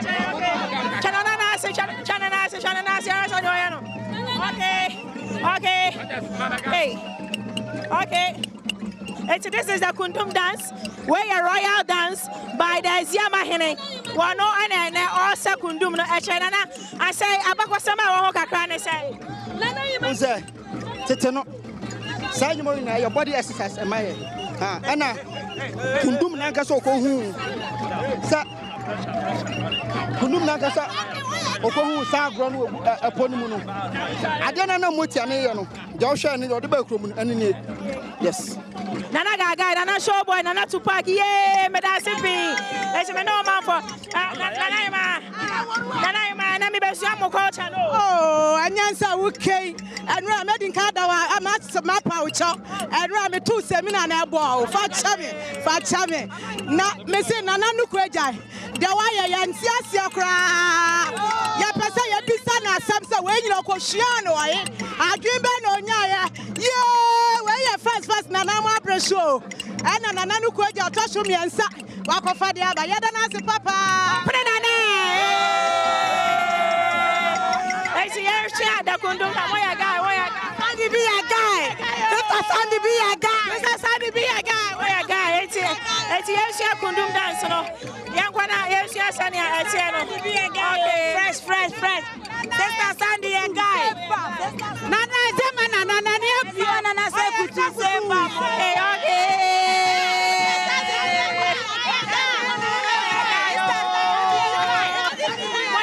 Moya guy. And I yes, your master. And I must say. Sister Sandy be a guy. I just say that I couldn't do no idea.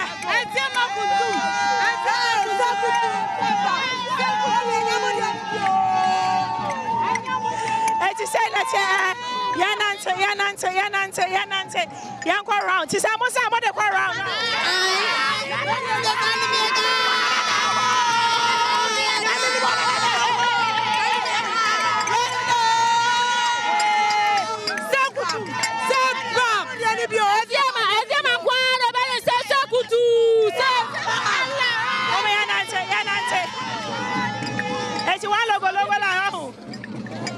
To say, yeah, they go around. See, I'm going.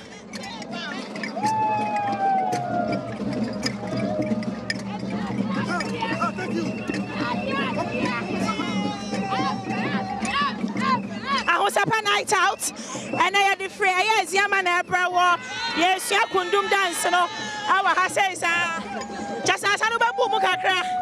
Wow, Uber Bumukakra. Energy none why they were ho. Energy none why they rob. As your man.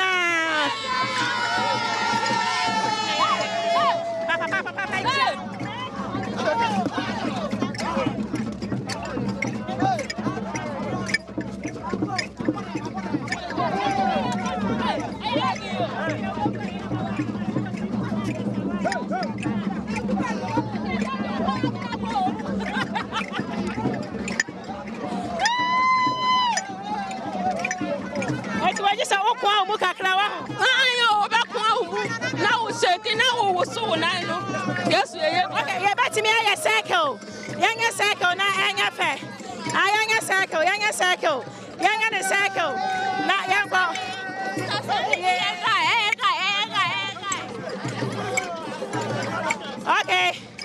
Hey, you know, me point to one basa. Go first, go. Okay. Hey, Sister Sandy, we a guy. Yes, next. One echo. Wait.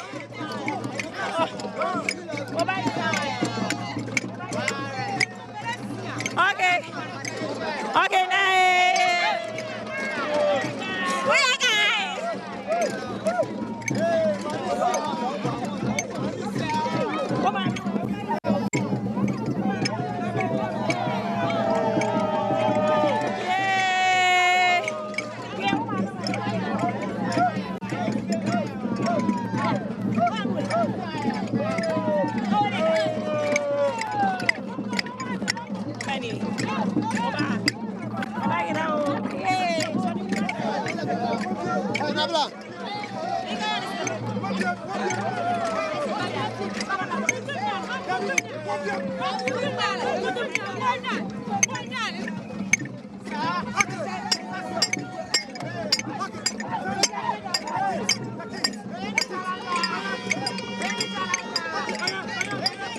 Okay, me home kwala bi so I say, my friend no but na ade ampanifo over energy baby.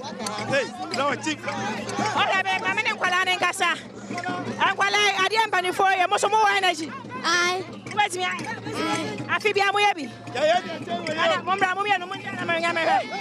Ankwala mami o. What's up?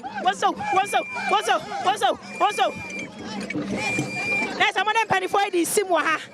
Yo, me da say, I'm penny for no. I get to you. What's me? Hey.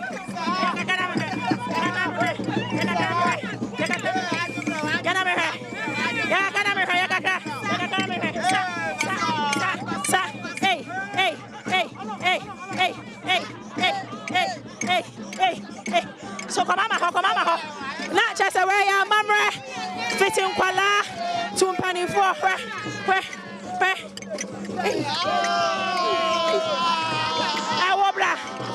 Come on me. Nice fitting kwala. I was in pani for.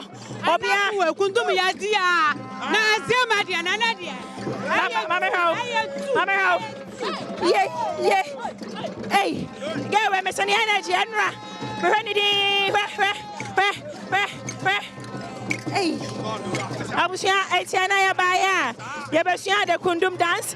Made the sister Sandy be a guy. I was here, more for many upon. Adom TV.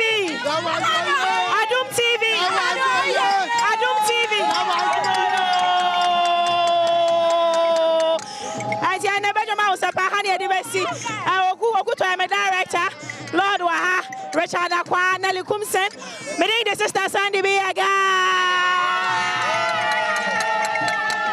More for mommy, Hey. As Yabusia, this is the famous Kundum dance. I hope say no West your baby. As you the best ya cramo. Kunduma,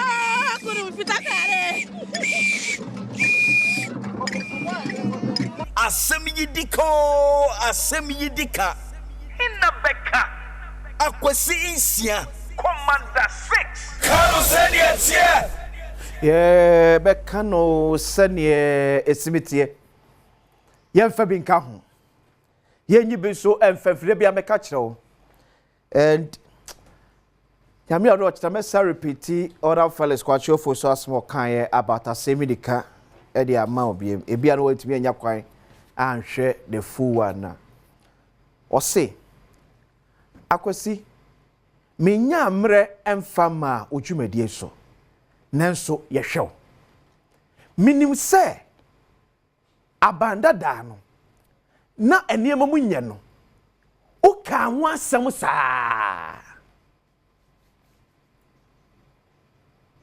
Honorable Felix Kwachi Ofosu, Minister of Government Communications. O si abanda dema na nema mu nye no. Minim se wo akwasinsia, wo ka ho asem saa.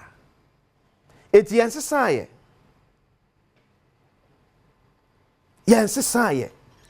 Your principle for your journalism adwuma na ye no eye baako. Ene se ye be pre amanfo ne nkanko, amanfo ne yedie, amanfo ne mpuntuo, amanfo ne nkoso. That is our ultimate. Opa na oye mane ye fe ye akono ye fe kama ye be kama obi ehun se ampa esimesi nya akonya se wosom Ghana no wo ye ma ye hu se aye fe sinto bemu a mitonyame ubenu ho asemi dika so ye ni atem kasantwini ha ye ha ye ni nka asem ye de obuo ni die but ye mfa hu anya adwuma ye ni san obi e ye ni so nkyiri obi e ye ba bia no kore ne da e ne ye de to Timothy, Minister for Government Communications and spokesperson to President John Dramani Mahama. Asa kwasinsi anse sai. Akwasina nsem hu so tajina o screen nim na wo bomb Mpani Mahama echi. He recognized say some years back. Yeah, the same thing to the previous government. Anko ye nkwade ama me se forget it. And what 10 years. And no super no samu abeka eno pe part we asem eno chiri part we eno kwa de mpusu we kura. The fact is asem na ye ka no eno kura na. Ye de nyina no no. Ye de nyina no no. Se Ghana ni benya dada hoto on abrabom. Na meka ese ene se politician tam 50,000 cedis etu ne bottom. Obe pie free fie anopa akosi ewia ekwanwan na 50,000 asa onye kohwini adoye nko a e chew se ahonye hia wo mamu no ano den e de Ghana ni hia wo a ompesika kukuruko openo ne beto aduani adi e di nyakwane begina yemfa nya atanie but unfortunately for some of mo penkrofo na bedi atem no eji sem Nyankopon bie wani no wasum da ho na pese obafie na pete se ye ka asem no se ne ka nda bia saa na na no mo ka ne se na no na wutie wona edi atem uchai sem trafo a edi atanie achi ebetie fie esem a obon sampa ye do ma ne ko animu mono ka obi de ma so saa sem trafo so mo fi se omo ye oga omunim no chi obi bia elo me no mienu na aya marasa akobasa ti sem training akonya sei yo be kan je ma betimi mo mana tumpo a no dimpen fatem ne atie fie ebo mo nsem ebo mabaso. This is not Ghana. It cannot and it never be Ghana.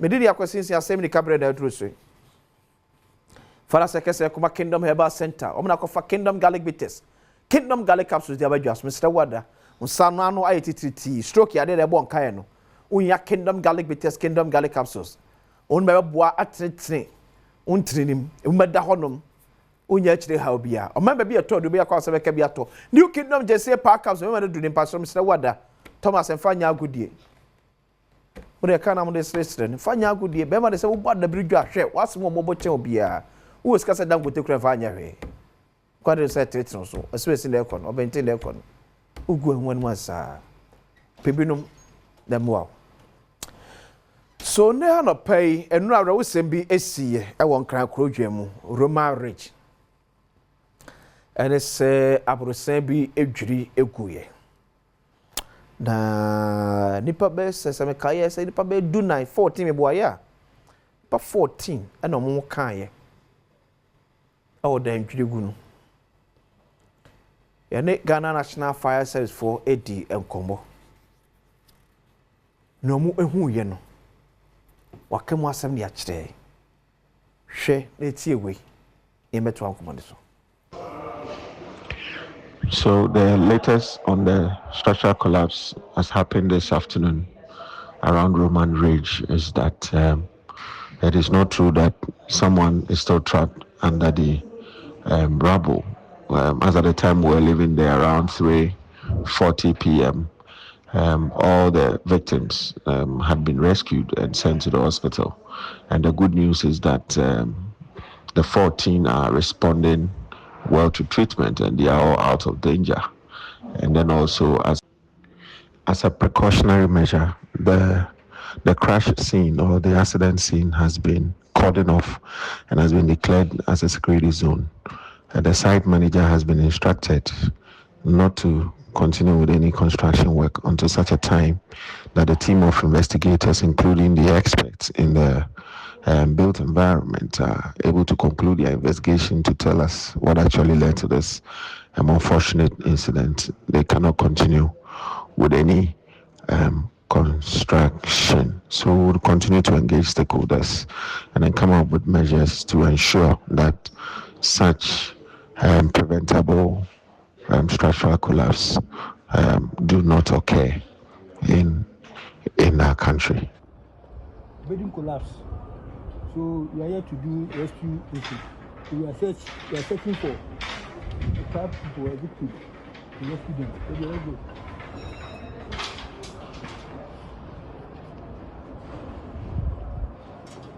Go.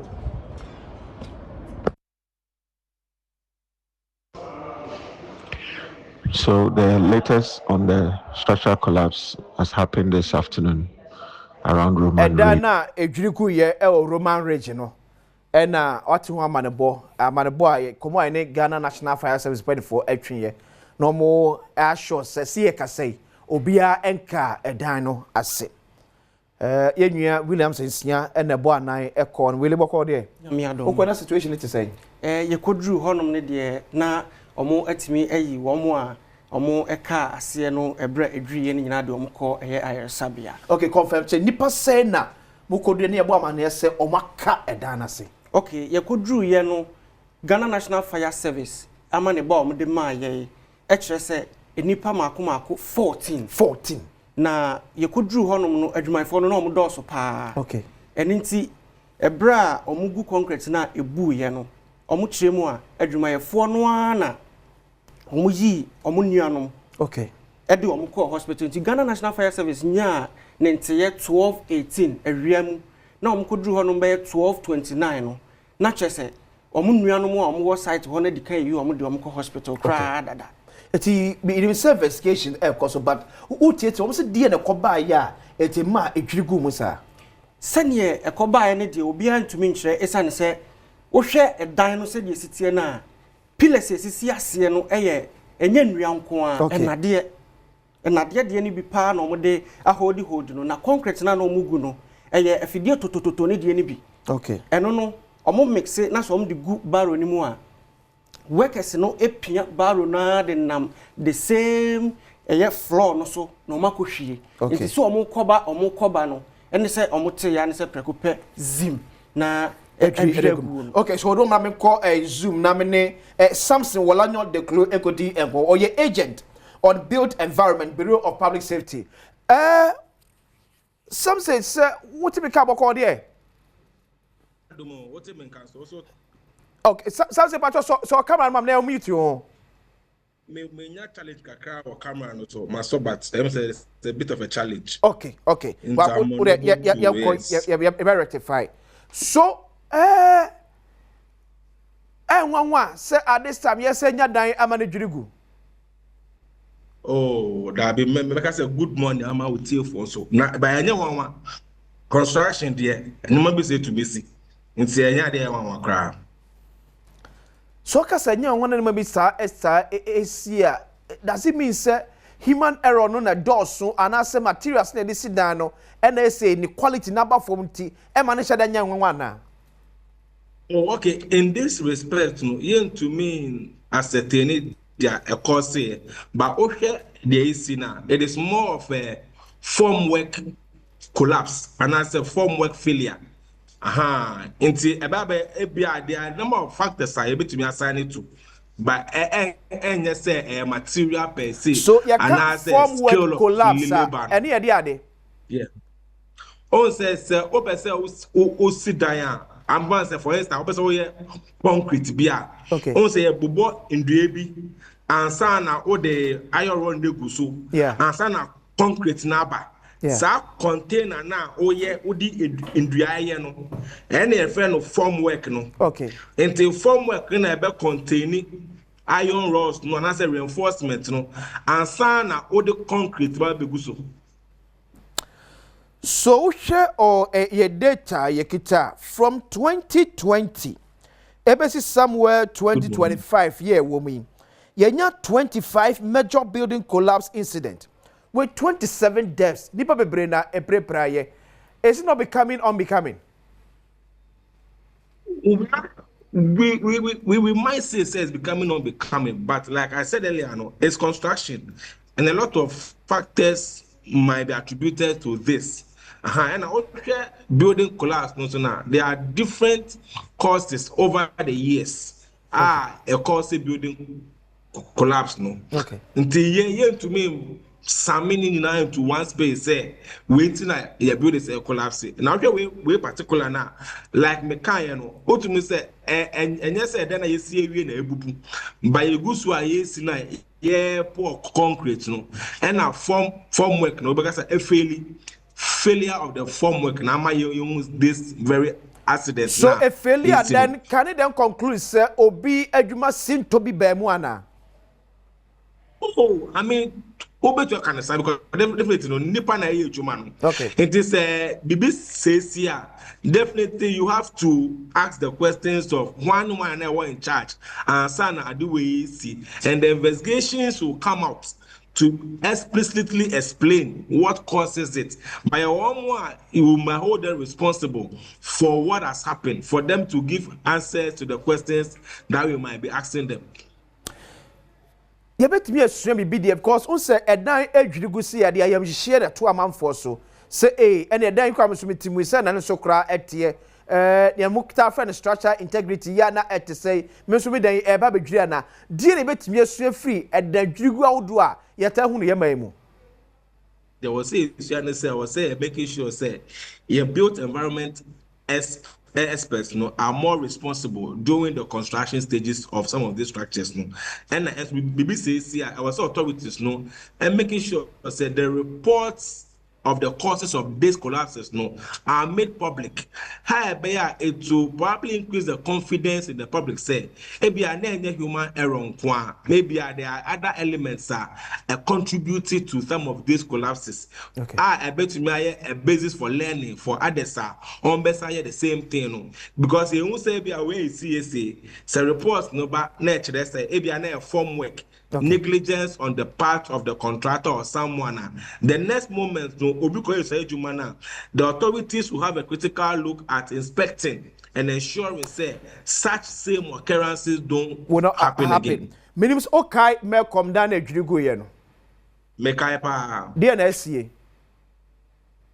Oh, like I mean to date, reports now it's not public. I bet me, like I said, this is what actually caused the building to collapse. And then I make us say some of these findings should be made public and more education should go out there. However, a derby pum now crack beer. You are alert the right people. No more say, oh, this is what is happening. Because education so even as a construction work component, what educations are why just say your form work, why you poor concrete, safety measures by ourselves will take it to ensure some of this is what happened.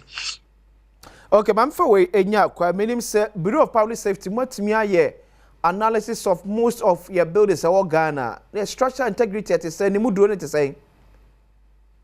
Oh, I mean, this one is beyond us as a bureau to actually do a structural integrity assessment for most buildings. Okay. What we do mostly is the advocacy aspect of it. Okay. How our prompting authorities say most of our public buildings or constructions ongoing, the right personnel are used and the right processes are also followed. Okay. And the advocating as a winner, it should be better and also prompting the authorities to take action. They will avert most of these accidents. Okay. But as a something, Walanyo de Clue agent on built environment, Bureau of Public Safety, I'm to say, and quantity. As of now, through and now no pay a public relations officer. Emma Ghana National Fire Service. Yes, I bought a pinino. Now, or three muse, and then when you're in TSA, one more prepare and 14, a bimu fee, into the BCBiano, or Bemi Aswati. Now, I have form work here, Mr. Walanyo Airkane. Yeah. Oche building now, or moon sim ye. Okay.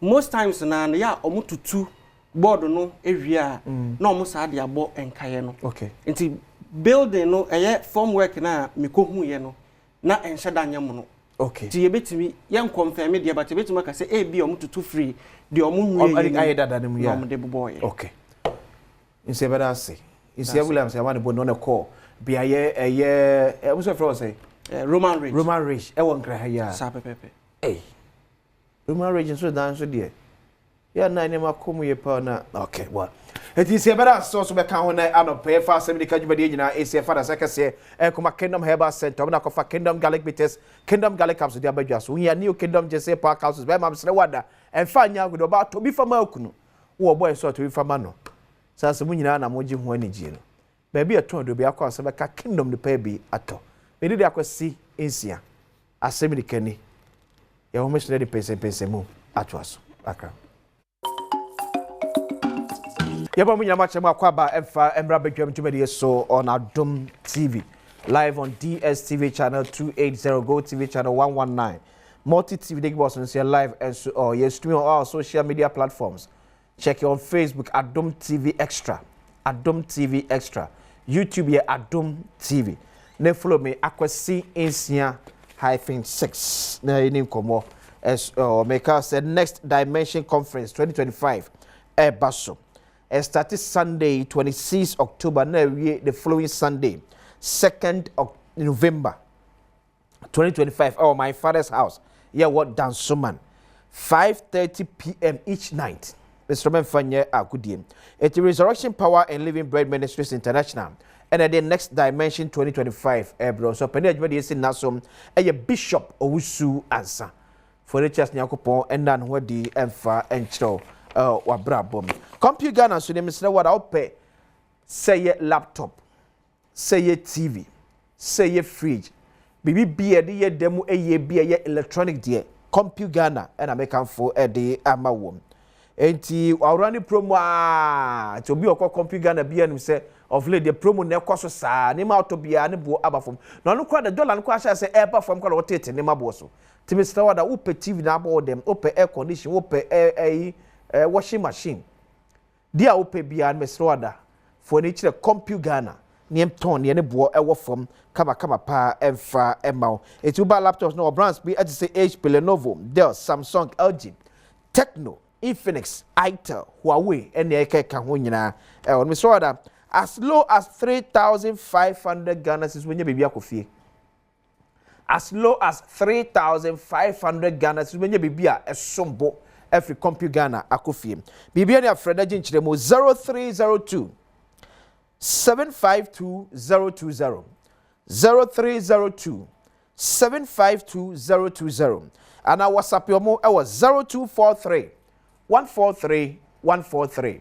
0243 143 computer Ghana chain and na papa nyina e wo medin de akwasi insia no pam no ka say onabo koku asante boaten wo yemra nimni osaso yemra hwedwane ma de hye wo asante achem South constituency in Ashanti region a former deputy minister for railways development under the SY Nana Addo Dankwa Akufo-Addo led MPP government council work all there Domina no mumpai boy ya hoya pa. Ufro opposition 10 months we now we. Opposition more there. Oh. Opposition so sabia shada ni musa. Okay. We dey be hunde sa. But mo your second thought be on how to deal with Ghana for when your opportunity say yes. In the sense ya ba power ya no ma bebre in terms of development. And one social intervention, your president, the buyer, a boa Ghana for Kosovo, a free senior high.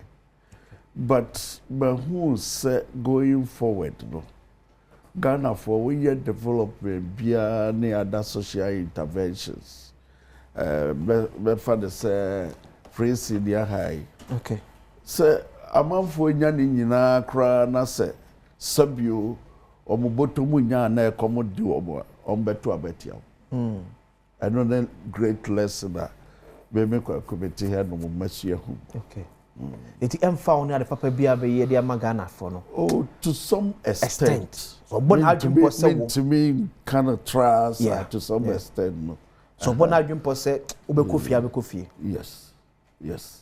So no ma wa show no ma ye na economic crisis kakraba na amanfo kwa ho hia mu kakra bia.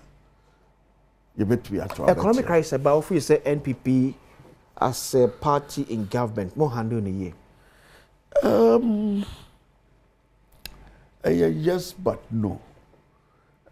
In the sense, almost maybe to say banks here, Google no be, and then no maybe.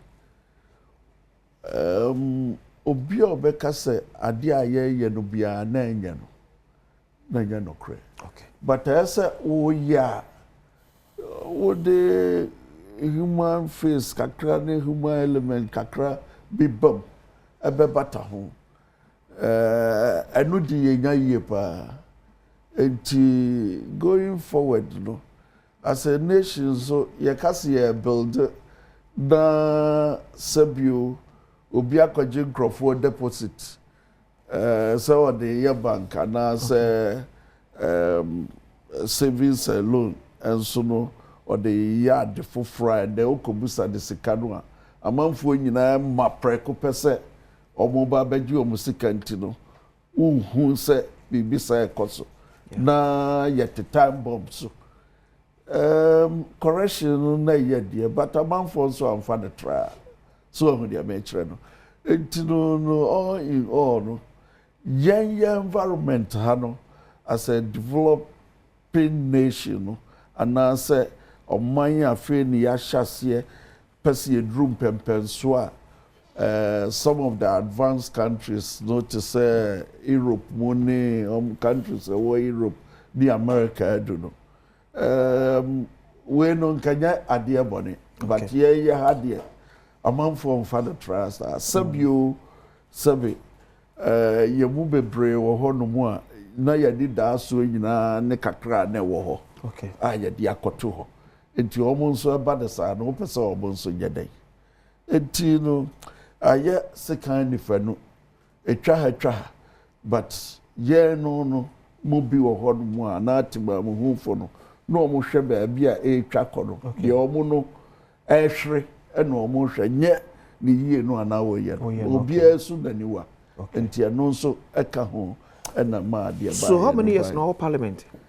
Me was my fourth term. Fourth term. Yes. O supported Senator Kenufrata Union as finance minister at that time. Now supporters are supporters are, but as a deputy minister in government, no. Minister be anywhere now, deputy minister be anywhere, didn't who shame. Are they? Say your government and Ombefa say well I will criticize it. But nanya ni papa no. Nanya ni papa mpa. Charity no fa won shem. Me no de obia nhyeda me hu ya no na apie. Ena obia nso ene me ani ho nkomo. But now supported that idea. Supported that idea pa. So now it means na unya price okay. So one who say politics no it's about sacrifices. Yeah. So sure. A bit me aba say sabio yenua kanoforiata na onyehwe. Okay. But as a party setembia no wo power no a ese would carry the masses along, especially with supporters. It's very key.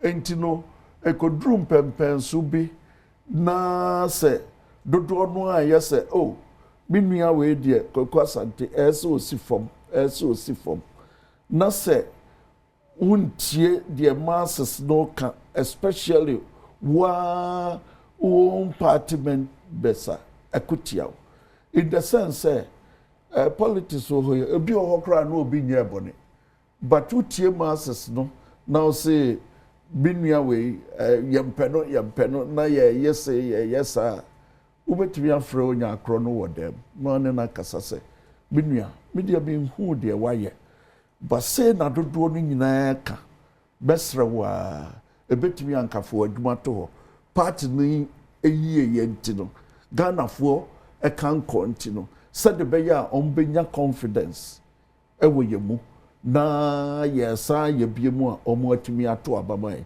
ubetumi ni nipa na kasa wo kokoam na wa sacrifice no okay so basa wonya ne sa na wo take position bi emu adodo no edi wachi no a it means you are not carrying the masses along and a bit me and time be they can punish you for that. Ghana for feel the impact of the railway sector under your regime.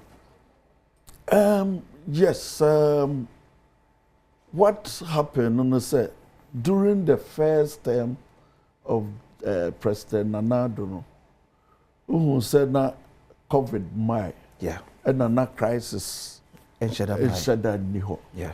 And to support bia na esa government no edema that special ministry na your president his excellency set it up no na support no. Okay. Na ye ba second term no and me nya opportunity sabe ko ye deputy minister. Okay. Satam no obehwe no ana ye kwa hohiahia mu kakra. Yeah. Me fan say wote ha wo ye ja. Yeah. Aja wo ye ne say wo family e wo fie. Sure. Enti no say ene wo kwa hohiahia mu a e bia ade a ebehia wo kane ye say baabi a wo de wuti to. Aduane a oyire ebenya si table so ama oyire ne wo ma. Eno no yeah. Me fan say food and agric. Ana say apobuden say wo ma yare a ubetimi ede omo akọ ayaresabia na afi omo suku ko enti say as a government ana say as a father no say untimi enhwe sector ways gina na America no education agric and health na say bia sika no bi kansa na ode beko other sectors no am say na won so wan hwe priorities here. And I understood his excellency. Okay. Na ye ni sika ye de toa adwuma no so. Ba me na me ye ja sa na me. Like adwuma na mo start first term no. First term. Na mo ni sika beto aso. Sir, dear me anu na me ka kire wo say ahohiahia ye ko mu no. Okay. Until little money ana say sika kakra e ba no. Esa otumi hwe health. Otumi hwe education, no hwe agric. Yeah. The bika ansa na yebetumi dia behwe railways because so wakwa hia mu asaja enoma esa utumi set your priorities right. Okay. Then noma bia ufo say eno de yebetumi atwen kakra no obema atwen even kra no oba no a is a mode of transport. Okay, yeah. Railways no so ade ba ko wo mu ne say ukasa wo ye e de free crime e de akokomase a Senkosi kumasi a anhwa hu mfaso. Okay. E de kire se why free crime akosi suhumu a obie ni hono mu a onko kumasi na obaba betra train no akosi suhumu. No akosi suhumu no asa yi ni no ma no afaka. Okay. So ahu dia benchra. Yeah. Aside that no so no a competing mode of transportation any roads and they compete. Yeah.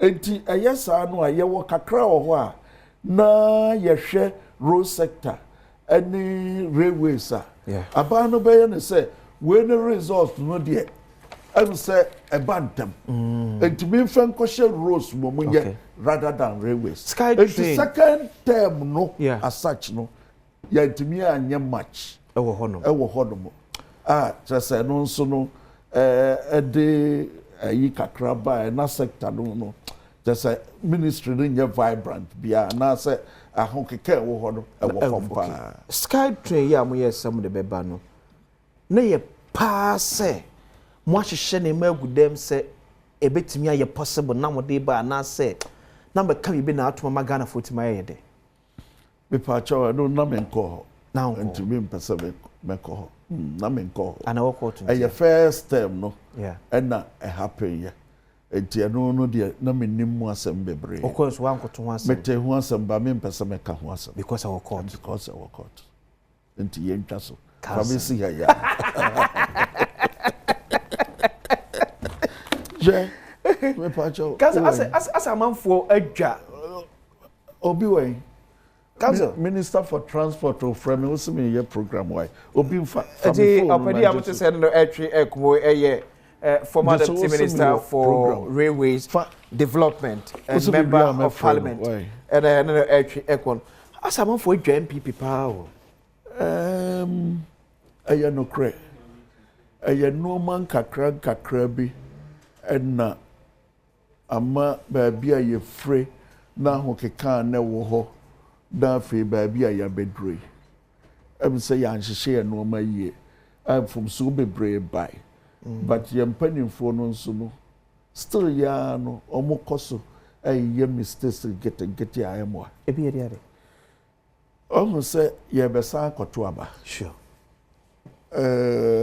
party no e wo hosa no yes sembo ye waso ai party di gira ho me interest wo mu bi other members nyina e wo ho no obia reshim sabio anya bosum akoye suma kese kotoko ni other teams are joining but udu obi fa kwa bi so wo party no na ne bonyo so no tetra that to me ne power wo party no ne party na ho de no na ekofom okay say na meka say mate enoma kakra ekoso obehwe a yisi say ye beto aba voter register or yes vision na manfo akọ na yakọ audit register no na sabio omo a ewu konyina no yeto aba wa polling station ha electoral area ha constituency ha yen yeti constituency ho yenim se agya mensa wawu yakona yam yakobon so a on katiasifo ho yes vision eye audit se sa crofo na awu ni nyina na ye be yi omo afrim ye be kwa elections yes ye audit mo se omo awu no de omude nkam da wo na yisidi sa ye wo enka be ye wo de I'm telling you NPP na eduru so ne ekoto no a na yama yani akoho na yene electoral commission na kase we de wawu anadwuma no sem say what e bi mo na kan asem we sa na ekoso sa na ekoso current omo audit no ya audit ya wie but omo awu nyina di wu so enti we nyina wie in the name of menkase ebi obi di dream but I suspicion say obi person of faculty kwabe so esisi obi uwie no a now so open united front a okofa we say obi a wawu di NPP register enso yema ye yema ye nyit side ni one is directive ne ba so ye nyit side ni mfim Ashanti region media me region asem na meka it one is directive ne ba Ashanti region and one say send ye leadership of the party from Chema to me to because leadership regional leadership and also other regions after na me be find out be free Ashanti ebedru nranajo enti me constituency awufu nyina no din wom abranso a ye nyina ye nim se papa we yewu owura we yewu ababa we yewu a ye betimi aye frem ada na ye nyim frem opreko na obi say omti di enti na ye mpese be ye frem yes ye nyim frem enwo ho no ye beto a ye nya vigilant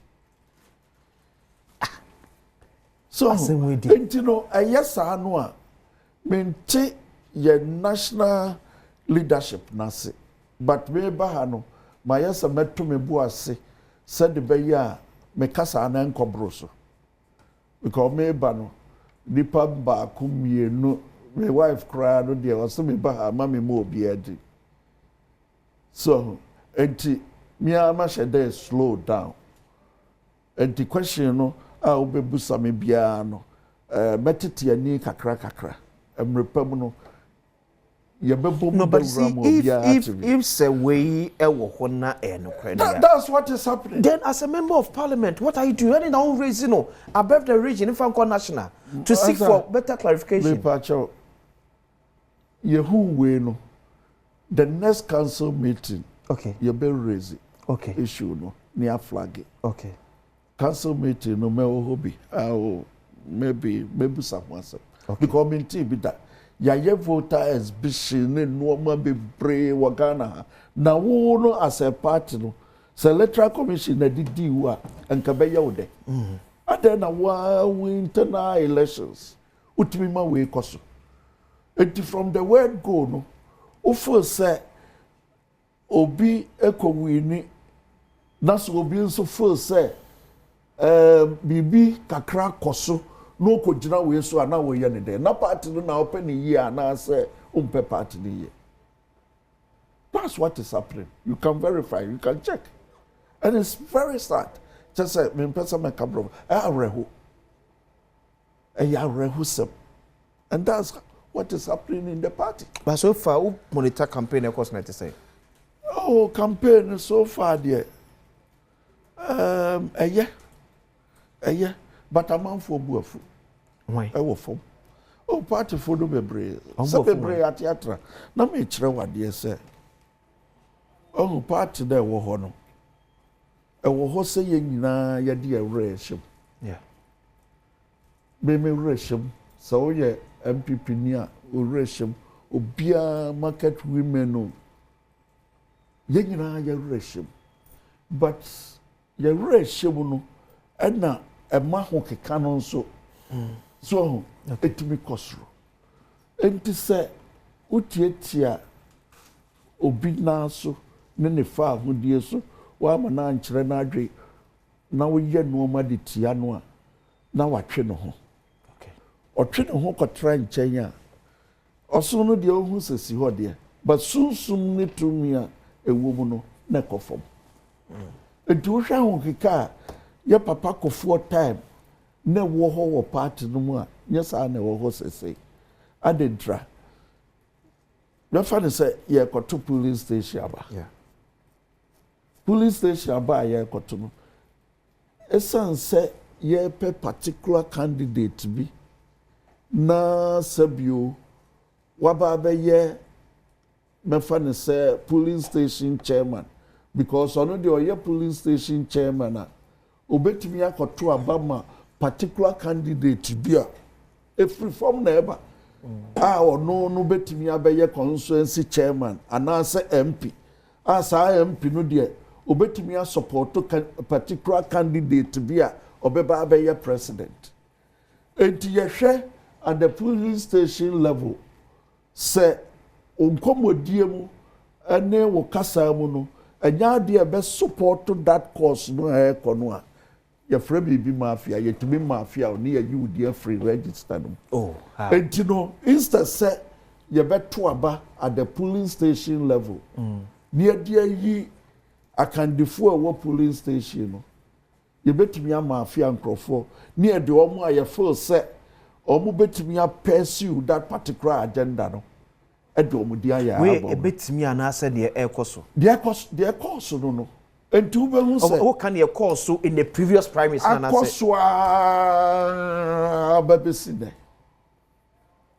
of a particular agenda. Set part new or not as an agenda. And I said, why there was agenda? Party don't pay you for no be there was it started brebe. I started a bra me fun say after. Ye papa Kofo be ye president or koye. Okay. And at that mafia work ni na mu abesi. So after President Kofo no through Nana down Akufo-Addo babesi ene. Ya mesa kwa another prime minister. Yes. Party ni put the four position me on who leads the party as flag bearer. Who leads the party as flag bearer? Who comes in as an MP? Who comes in as constituency chairman or constituency executive? Who comes in as the national chairman, who comes in and a follow from the ground. That's the situation be even a certain general secretary losing the position there. Yes. John Boadu. Yes. So better not me scheming yes, to favor we want me scheming from in favor them. Say wa kobo bibi so. Ya ko tamale ko tuaba 2014. Eko yi afoko. Yeah. Ene kwabra Japan as national chairman and the national secretary. Yeah. Eye den ye yi omadi. What to be able to say once. Because at that particular point, no, that's how Uncrofu ye got to abano. No munye impediphobe favorite candidate. Impediphobe. Pediphobe what party? Pediphobe. A favorite candidate. Pediphobe. We pacho. Nipa bebre ne makasa ansa na me ba ha. Me wa ha kra na me kan messages send be. Then young pediphobe a favorite. Oh, okay. Almost favorites na winning election. Enti ya tuwie ya buy no. Afoko de na ya set up. One kwabra de aponyra. Just to get them out. Yes, set you up. Sana media me. Omo to set up ni. Omo to. Adi edi yi omo adi. Afoko kwabra Japan were set up. Yes. By party impenifobi. Yes. Enna polafoko ne kwabra Japan na so koto set up nim. Kwabra kra de. So share afoko incident ni see say afoko akọje sika ni ade. But me fan say na entrapment and I say the nkrofo ye dey say beshe da brew be na oji a camera ni ade a share twa ni ade akotudwa. Entimi dia me fan say ni nyina no na ye set up. Sa na me de ma dwe ye be. So ti ase. Enti by yetimi ye dai eyi omo mienu si nchai. So omo dia me nchai. Okay. Ani ye kofa nkrofo a ye feel say ombetimi aboa ama agenda no a ye set down. Na de na me kan no say we ye party sa na in the name of a particular candidate no. Udi tie nkrofo fa ahodie so a afa wo pa unity na be free here na ba. Ukofa unity no way because obia wo sabe me free as anti achim ma call me fourth term. We hear me ayaya dia at least no my bedi constituency chairman for 4 years. Adamasa ba me fourth term. At least my nipa be more papa kakra almost look up to me. And it's all the way for kwame so na say e kwan no nya no a. Ufo some supporters the be yo mo de no mo anya ho keka na bibia omo nyina ade omo support abeboa na. But say okay. Eba ye free baby ni aba bedru aba penifo obi ampese o kanokre. Obi ampese o kanokre. But no cry woman no say. But honorable the fache. Yes. Say no cry say ye set up Paula Foko. Yeah. Ene kwabena Japan. Yeah. Eno mo nso ani ana ono mo koto mu dia. Then obetimi aka so mo na atu omam na akoto mu. Basa. Your father said Macau election aba. Yeah. Macau national election, a winning national chairman. And for background that ye. Obetimi ya NDC ni, obetimi ya CPP ni. Metimi ba bi wo me fie. Okay. War ni ade wo ho. Na se oba. Na se chairman, we dey man who say wako election aba. Waboka. Enti me fa ne say jiwe na fate o kasobi. Meanwhile no me this cano brew no. Me fa ne say video wo ho. A twa.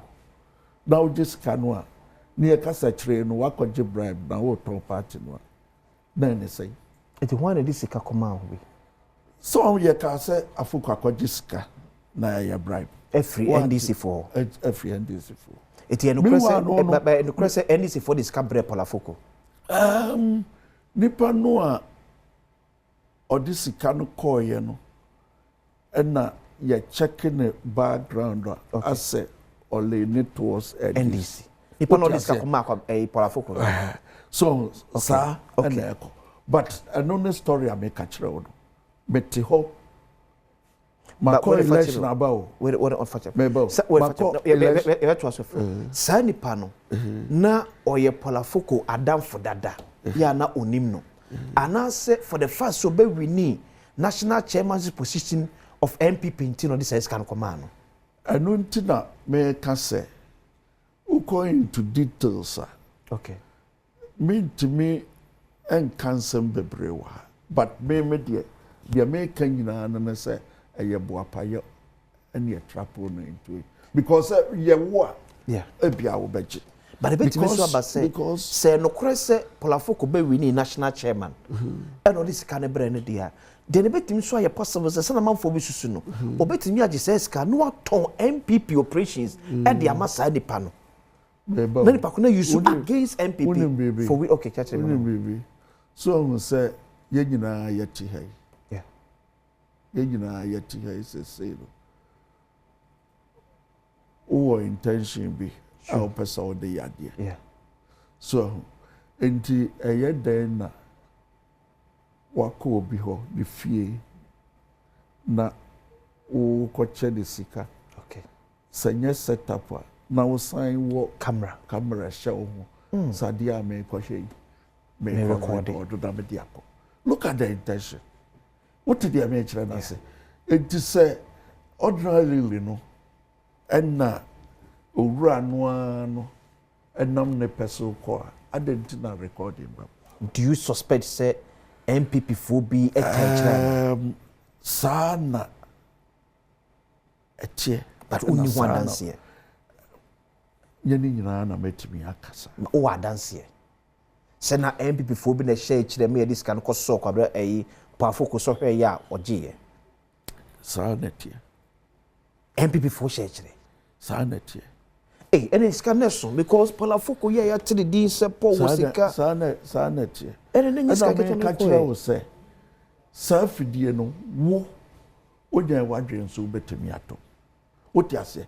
Enti na me can say interest na wo party no e ko e form ni ade me chira ba bia ye free ni ba bia ye betru. Okay.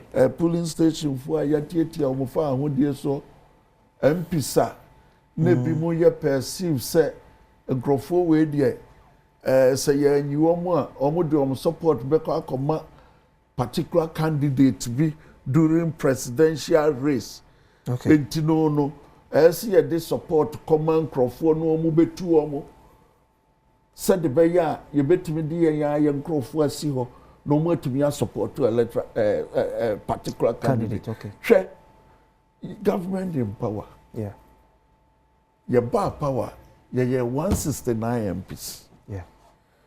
Who do you see what from now? 169, no, you're so tea a bar 137 plus Formula 1. So your Formula and Kiantimi and your majority. And so, I sound so tea at your bar 88, say, you're 87. What to me a trust episode who say government in power and to one to me and support to or members to the extent say it's almost half baby I was starting. Episode every say members of my comedy who be brave never your personal. Okay. But me ya debi. Omo yode.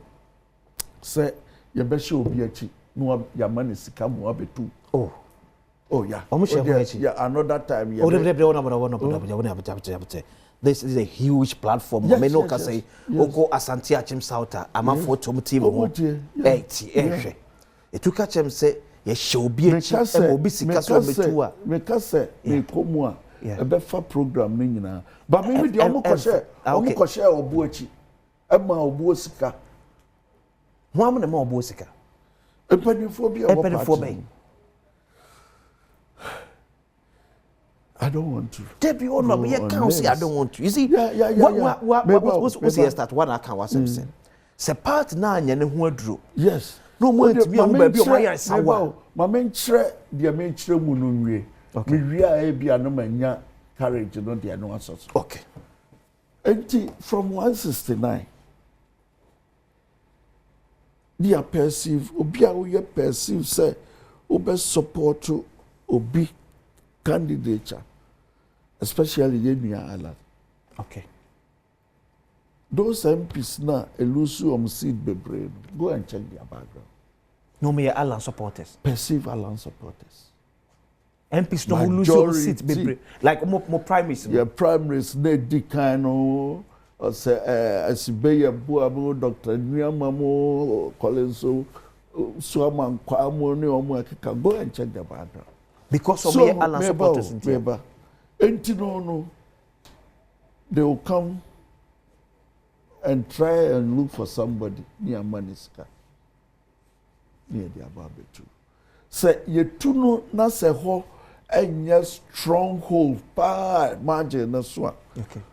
Ofo say onya akro no be corporate. Na wa facility no. Because obi oho a wonim ba bia sabio sika no free and onim supporter onya akro no nya a odi betu. Ya de sa kakra and the dia bedru ba dia we. Because I mean no work contest. That's a contest no. E muda ho. Na bibie de mu a me hu ade kra be bo afu. Edi every 169. Ya ba 137. Me a me nua wo fom na uhu de si ye ne kwan ya o de no faso. At the end of the day, no, ono no be save party no, ama enya majority. Oh, so no Alan supporter na, perceived Alan supporter na. Menko ho. So what you say? Enti ya de sa na dia bedru ba bia ya dre. I don't know what to be survive wo de no. Nyame ye wo. Oh, be bompa ye pa. Bompa ye. So it means say ma obo sika no de be two or de be contest wa. Now so sika modu. But then run dia. So bia ska me ma ye no. Eduru ne dia. And so ya dom. Na delegates na na pew. So be do money asomo. Sana me hu. PC. Because you have shared that frame me catch me say. E betimi anka. Me nyi sika na me ntranche. We have baby sab money pako. The one share that frame. Oh. Benua. Honorable, why ne share that and ye omo fro say di enti dey see form. Dey say di enti dey see form. If you say you see a ba power no a ye ntimi ne menya adwuma. Omo win power. Ye ntimi ne menya adwuma. 2024 elections. Yes. Ye ntimi ne menya adwuma. Ye ma me bibia, ye ma me power. Na 2024 na support why? Bia na 2024. Na me support Baumia. But I train no na ne nkrofo I share my buffo, okay. Okay. Now me support no. Okay. And then crofo share my buffo. Emma make a car say a buffo cry or more shame no cry no. But father say Allah ye benua. And to me soon and fed in the chin to make obelu su cry or no me did that. But after that no, me sound be support too. Baumia. Okay, so the okay 2023 primaries no. Yeah. And na before ni buy na decided say on support Dr. Baomia biem because na tita for 2023 mo presidential primaries no primaries e ho na o kan say senior Baomia tita for ahwe before nti no be support Alan there be na nyasa primaries 2020 the no 2020 the no okay so 2024 the no and na be you will support Dr. Mahmoud Baomia 2024 yeah okay me support no date now support no. Oh, na the edikano me wo be team. Okay. Me team wa me ne wa mo ye adwuma no. Na dodo no ano epese ono na ye support. Oh team na ono mo ye adwuma. No mo ye adwuma at the constituency level. Okay. Like constituency campaign team ano mo na. Me dia ben crofo e wo mo no. Ne mu dodo na support Dr. Baomia. And now me key factor na wo mo no ye be MC. Okay. Otiasie. And no. And my son reflected and no maybe. And after saying that, no, we saw calm when a year Juma. Okay. Support. Yeah, but also if we number show menya this message from the Assistant Secretary of Fancy IAB. Kojo Debra. Osi, good morning, Akwesi. Please, what Mr. Boateng is saying about verification and validation of the album is not true. Fact 1. All deceased executives on the album will have their barcode cancelled and no one can vote for them. 2. Reps of all the aspirants during the verification and validation were taken through the process and they all agreed. Provisional album will be ready for final validation. Okay, Mr. Mekano, of once ya Irebi, Eastern region. Yeah. Before Ashanti, and America, DSC, Ashanti region. Ashanti. Okay. Into me pacho, limit me to Ashanti. Okay. Da ube to be afraid Ashanti, and I be for Ashanti bar, now was some. Because man, Eastern region. Okay. Even in Rakrano, Bene Obidin Como, one MPB or Central region, or see, Central there.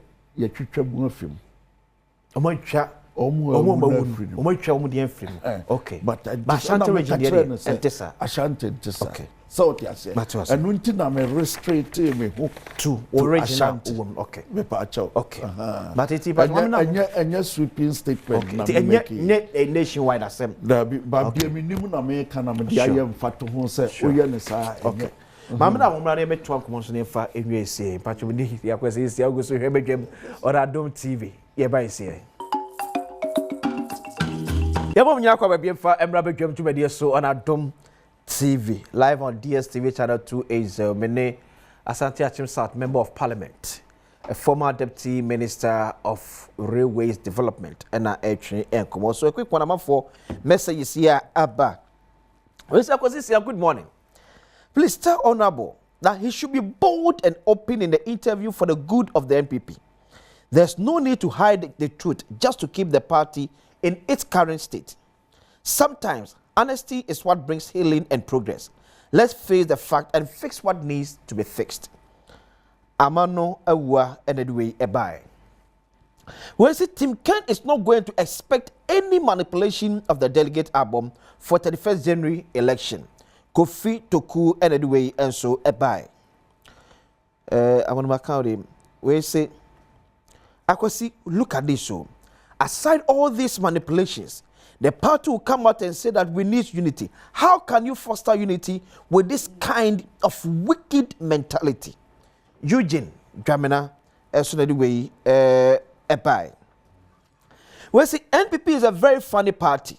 This explains why they included a dead man's name in their press conference in Ashanti region. Brichum Samuel Jesse Enedwe Ebai na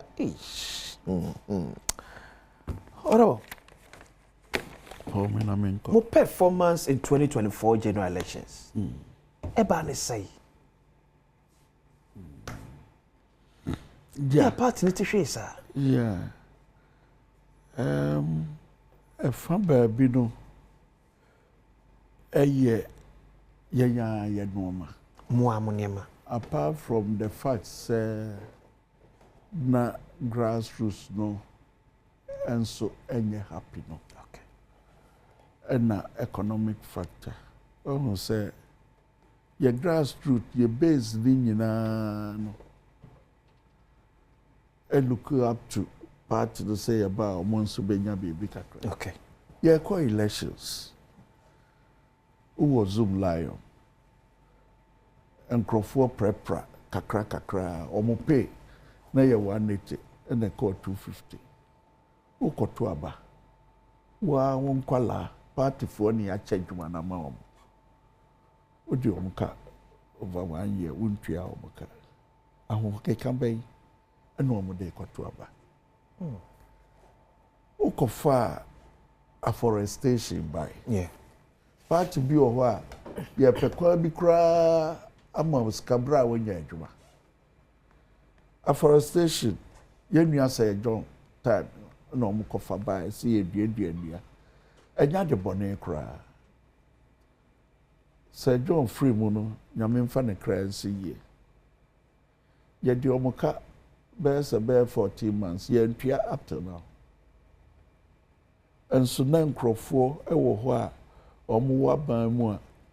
at least moko cabinet your committee your any other matter yeah say abusiafo we dey ade we dey ye bu ye ni aguso ye nkwala ye omode Mr. President ye mpesika bi ye mfentua omuka ye kofa anapko bai dako egu ya ga nkyere nkwala omo nso akatua nso the same thing share your youth organizers omo ne yade youth employment ni ade share omo nsa constituency youth organizers ade obi a on penen yade amafoforo ani omo two deputies ekosi say ya baba wa 8 years amasa ankrofo nyina asa betrefie ya ntimi an regularize omo the performance so yemredi ade we ni power she akatua na ye MMDC isiji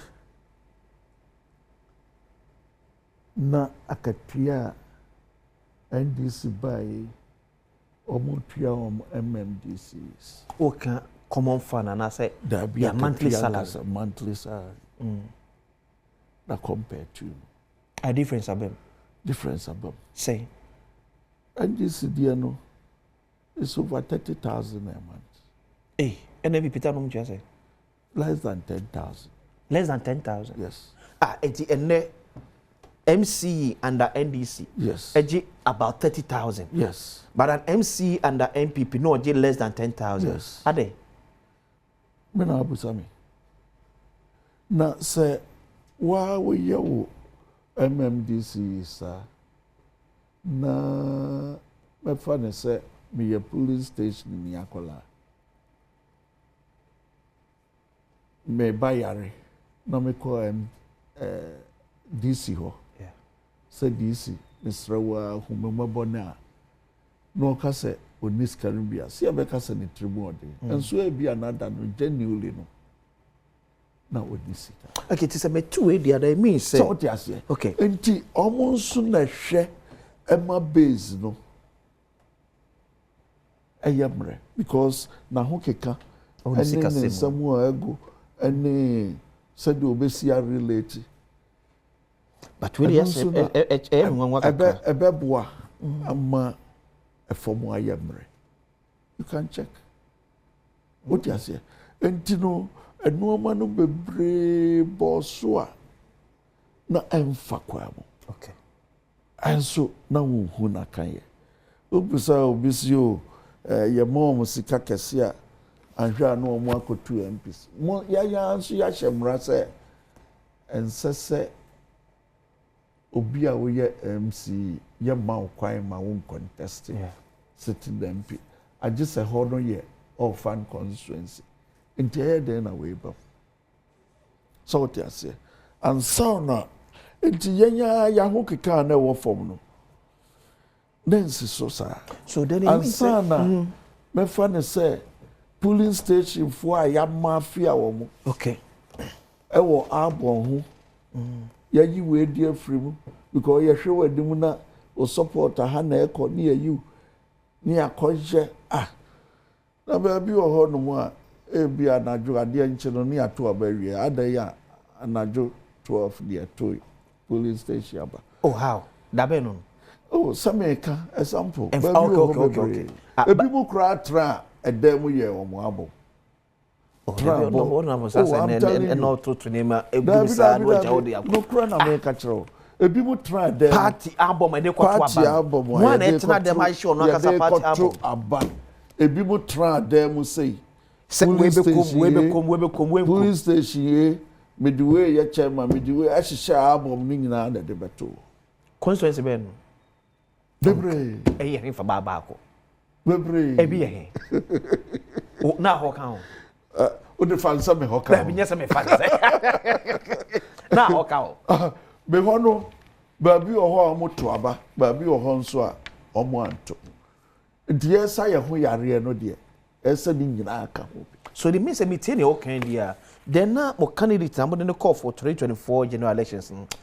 on should a new rope papa bia wo de enti apart no lose you. Minti dia wo kana se. Okay. Metie en fatu awama ya ofi se kan obi na ma part ne modem anko ye 2024 elections na. Then na obi te chobe you say then it means nipa amde no di mo ne ko ye se wo wonti. Minu ya wo hoi. Odum se wonti wakasem bi ananse bibi obeye bibi atia odam hia no na me bo waso naso odina ho abufu ne ho abufu nti no o ma support ada because wonti na mabo naso one is had nam se minti na mabo naso onu anim se wonti na mabo naso that means you see sometimes when I say can say it's not because that was yeah unti na mabo naso.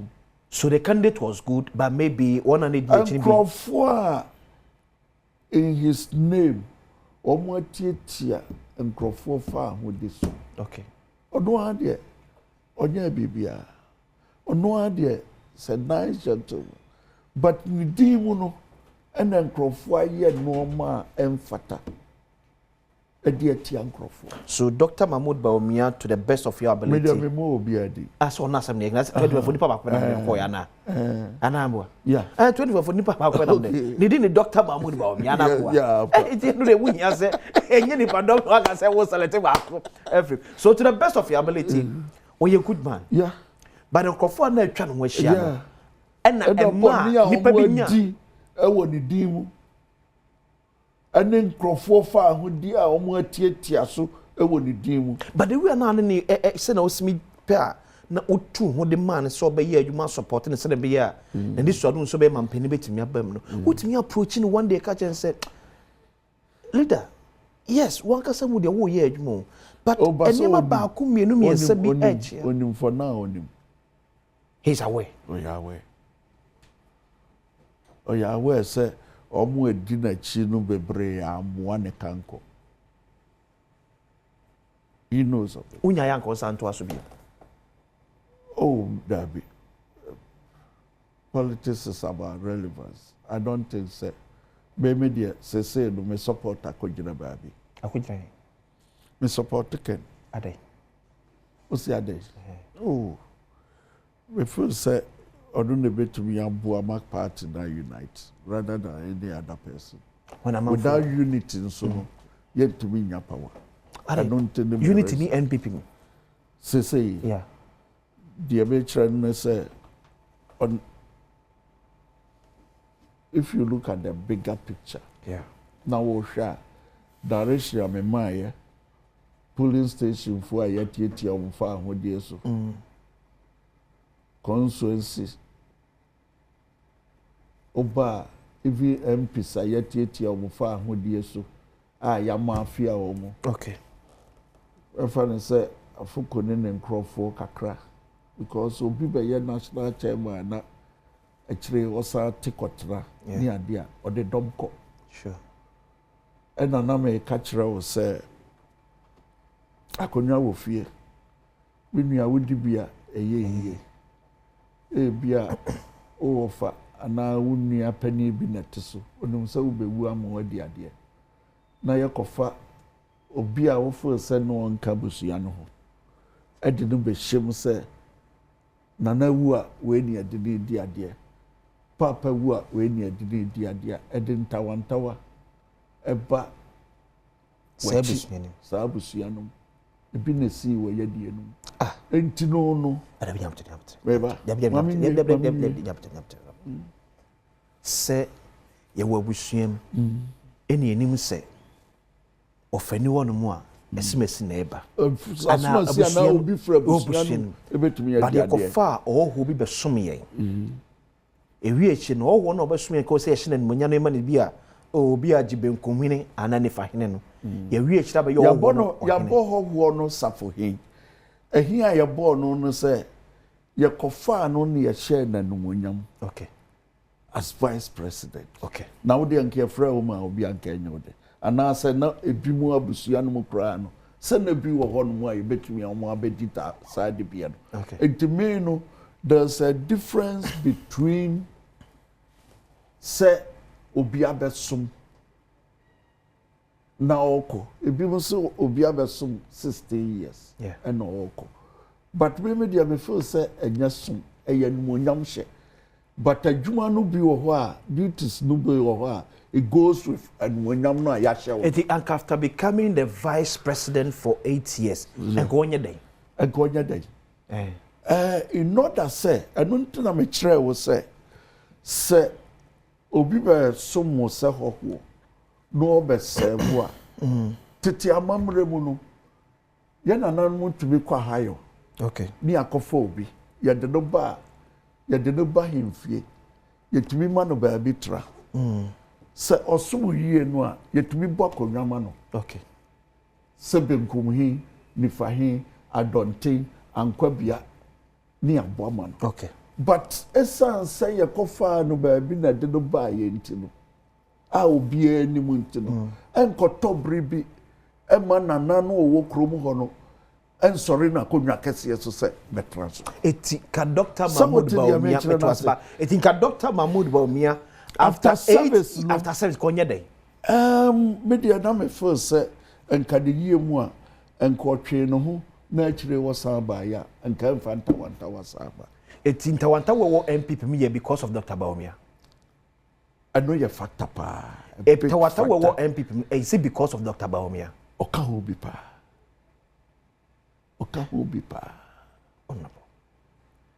obi abɛyɛ vice president ahyɛ mo amban animonyam say you are saying say wontimi nyɛ president me bow the animonyam bɛɛ na sen sɛ yɛfrɛ wo a sabio abusuakuo no wonom bi adehyeɛ no a na ɛwɔ hɔ no wonom bi ɛnso yɛfrɛ wo na yɛde wo sii saa akonnwa no so animonyam bɛɛ hyɛ bɛɛ na kyɛn saa abra nso a potentially no nso no nanka sabio kwabra Japan mu ne mempɛsɛ mabubodi ɔmo a wɔ hɔ no nyinaa no obi nso betumi ayɛ are you saying say enti nanka within the party no sabio mu animu a yɛnyae ne novna a yɛde na asom a yɛnim sɛ nipa wei deɛ yɛde na asom paa ɛwɔ party no ɛmfa mɛyɛ saa position ɛyɛ animonyam hyɛ ɛne yɛfrɛ no hyɛ enti nka in order sɛnka yie bɛtɔ yie na mfa ntawantawa hwɛ ɛnamu nuaala ebi kora yɛto abanka ɔnya o but ɛsan mafia ne nneɛma ɛkɔɔ so no nti no ɛna ɔde ne ti kɔpem ha ɔse afafantɔ ɔkyerɛ ɔde akɔpem ha as UP Honorable Kwaku supporters ni nyinaa no ɛhe no ɔmo Honorable Kwaku Asante Boate embranim ne Asante Mrashime Jenima de shewo Asante Achem South constituency openda Asante opa je bibre ebeke ho yo besa pa Medi akwesi se o chene da ofro kwaso na hwe Adom TV beda ase